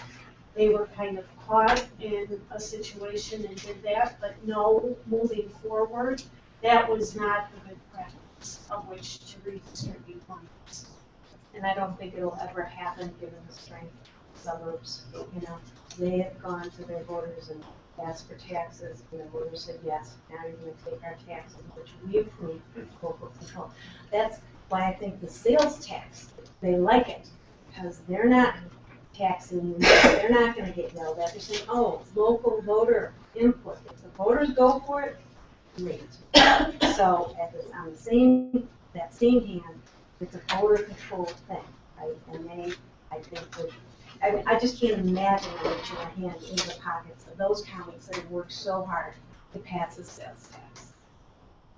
Just like I don't think they're going to. Depends how bad things get. Yeah. All right. They'll be out of jobs. Does anybody else have a question? Otherwise, we'll move on. Thank you so much. Thank you. Next, we have non-business consent agenda. The Board of Education approved the non-business consent agenda items A through F. I move that the personnel agenda be amended to include the addition of hiring Courtney Royer as a .3 FTE school psychologist for the balance of the 2015-16 school year. Second. Discussion? Roll call, please. Mary Hess, Yes. Carrie Willett, Yes. Victoria Newport, Yes. Rick Smith, Yes. Howard Solomon, Yes. Vicky Herman favor. Yes. Now we read the recommended motion. That the Board of Education approve the non-business consent agenda items A through F. Second. Discussion? Roll call, please. Carrie Willett, Yes. Victoria Newport, Yes. Rick Smith, Yes. Howard Solomon, Yes. Vicky Herman favor. Yes.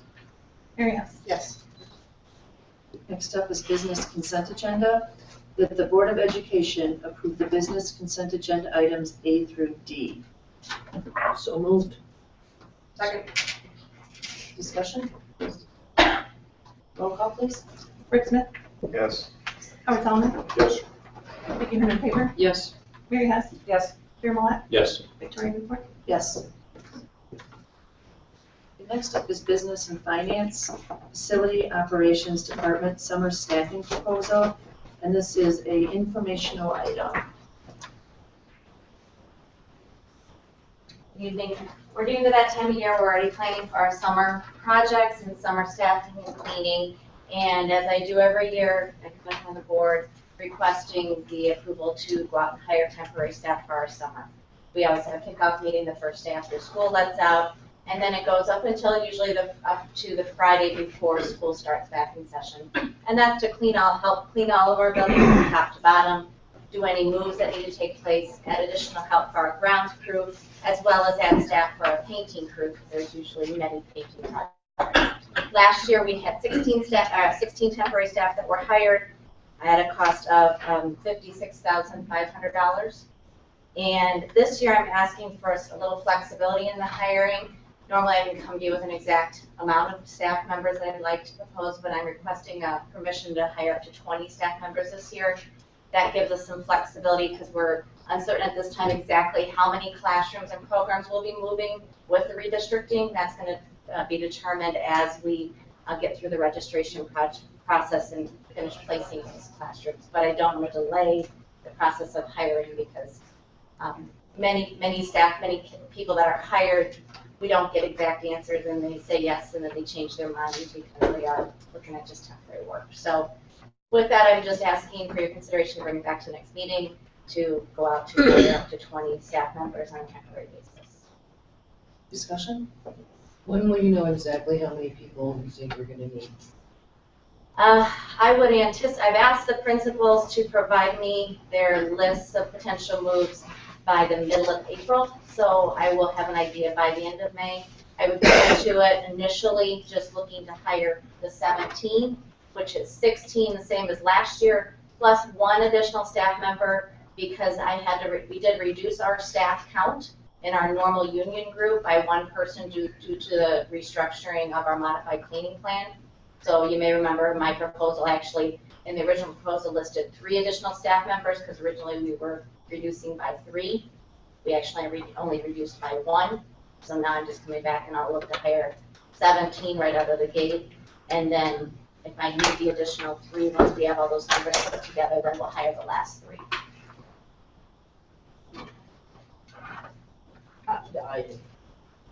Anybody else got questions?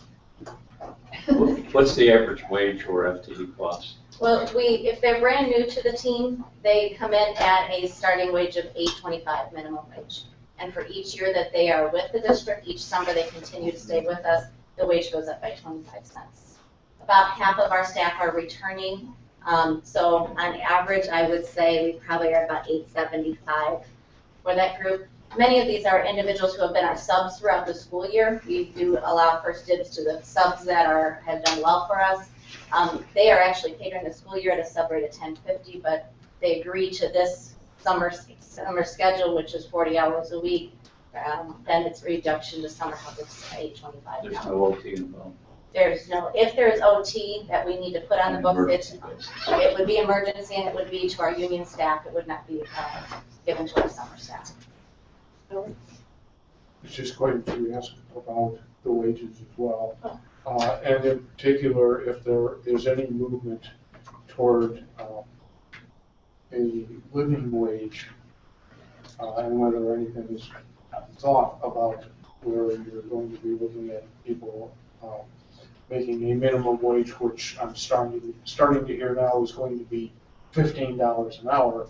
Are we going to have to plan to cut this program out or reduce it or change it some way?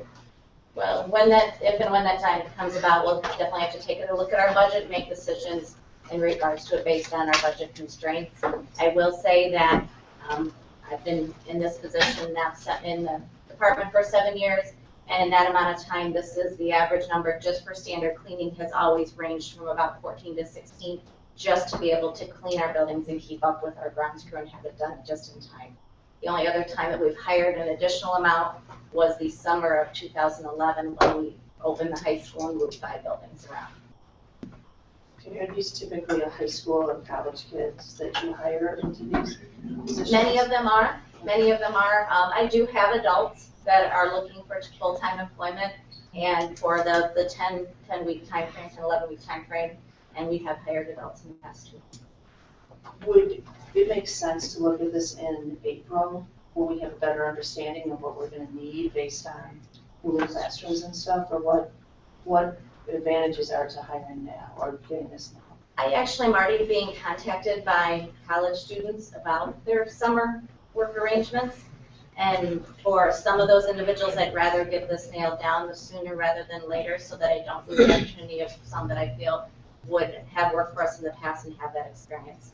What happens if we make a promise to somebody or say we'll hire you, but then in April, May comes around and we don't need them? Well, what is that? I do know that I'm going to need the 17 because that's what I've needed every single summer is 16 plus that additional union member that we used to be. It would have been on our team last summer, but are no longer on our union team. So to clean our buildings, keep our grounds up, do our painting, and just do standard moving, it's 17 staff members. That's been going on for a minimum of 7 years.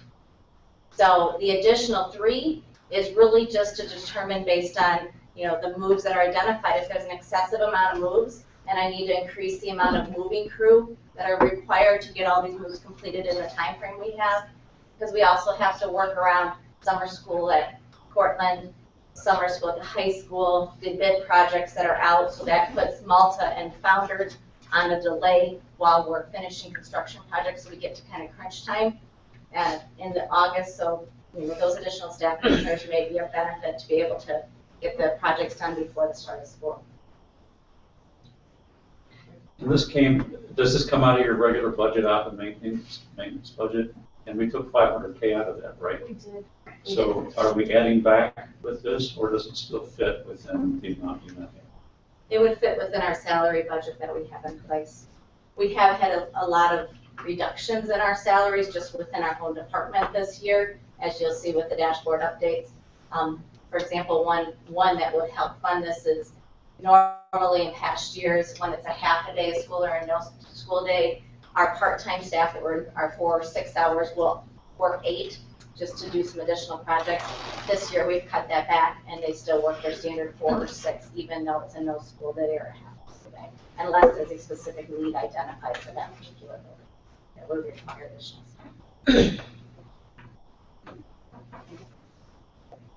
I'm sorry, Tammy, I mean, I can understand you're 17, but I would be a lot more comfortable if I had a better idea exactly of what you might need in terms of people to help move.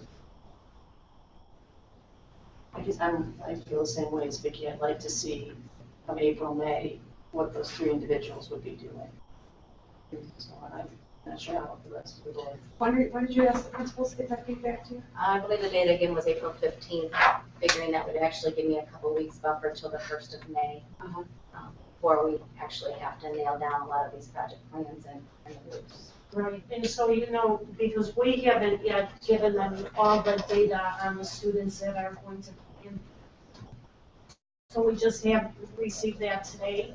We have to clean that data up and then send it out to our principals so they can review that. And then we should know how many students are in every building and what students would be impacted. And our special programs are locked down and know what buildings those will be at. And then that will determine the movement of these. So that timeline is what works for you, April?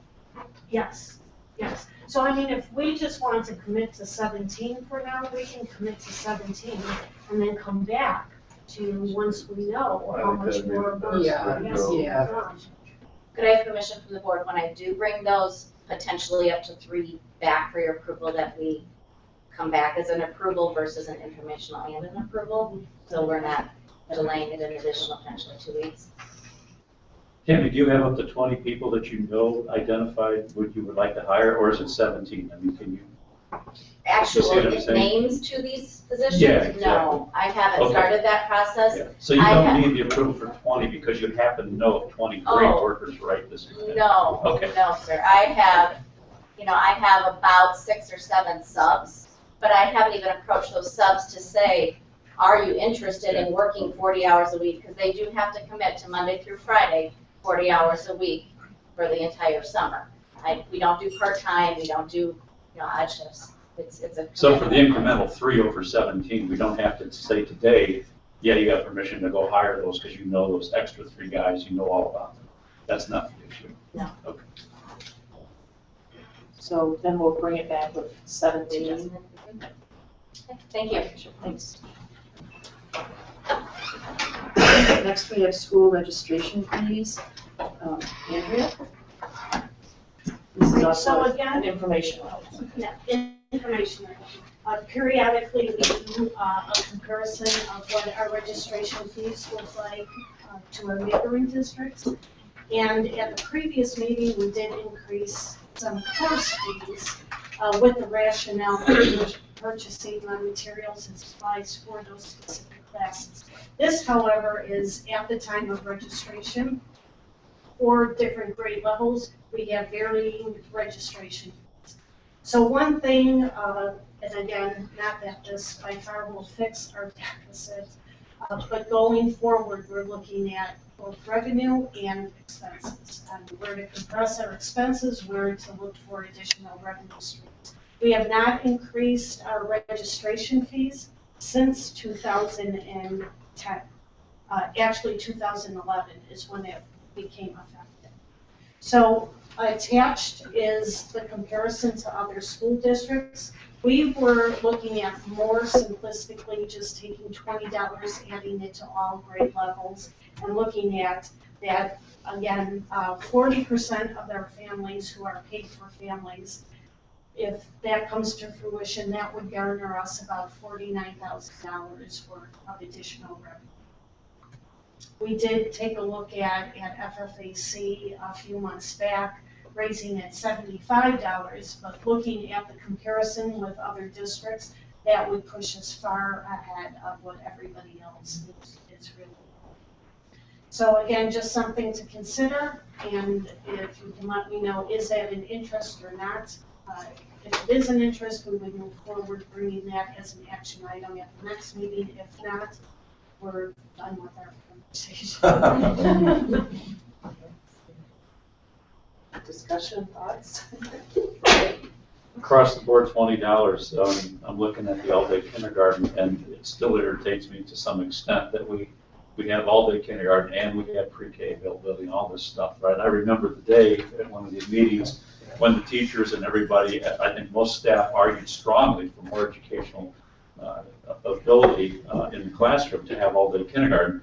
You know, and there was a give and take process, but end up getting both things rather than just one or the other things, pre-K or all-day kindergarten, right? So I'm looking at the chart and I see Oswego's charging $250, you know, for all-day kindergarten. And I've often wondered how many folks in the district need all-day kindergarten versus how many would like it, you know, and how much is it worth to someone who would like it? You know, how much additional increment would they pay because they like it, not necessarily have to have it. I'm not talking about free reduced lunch, you know, folks. 40% of the people that are Yeah. Yeah, whether okay. they need it or not. Right, but I'm just questioning an across-the-board $20 increase and whether or not that makes sense versus looking at it under the microscope. You know, like I just- And what I will tell you is where we sit with our general state aid, that we're on the foundation formula, we actually did receive more money going to full-day kindergarten because now those students are counted Or taking the toward all classroom more day. days, more time. Right, as a full day versus Uh-huh. half. So it did generate revenue. It cost us setup for classroom, but now all that classroom furniture is there for us. So that's not an ongoing expense, but it is an ongoing revenue stream. At this point, I think the time when districts start examining half-day is when you're squeezed for space. And right now, we've all discussed other opportunities, again, such as art on the cart, music on the cart, that those types of things actually we would look at before it would be pulling back from all the kindergarten. Any other comments?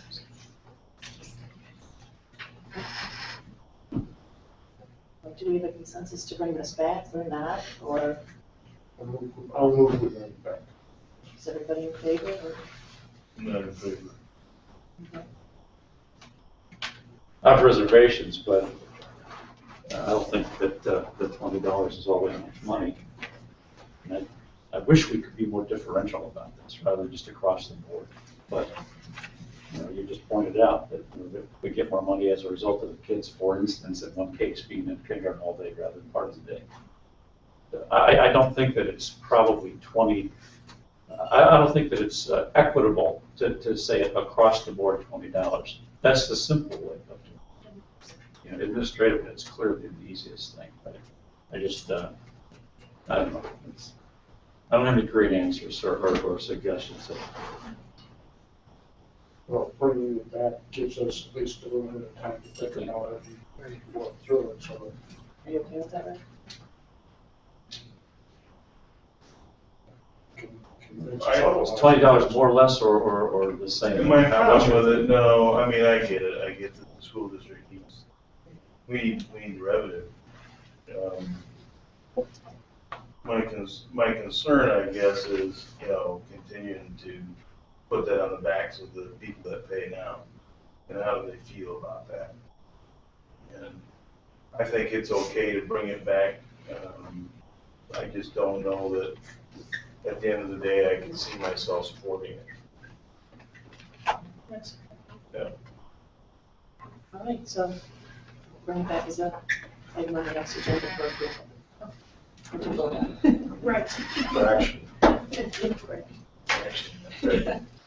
Okay, with that, the meeting will be adjourned. All in favor? Aye. All opposed? All right.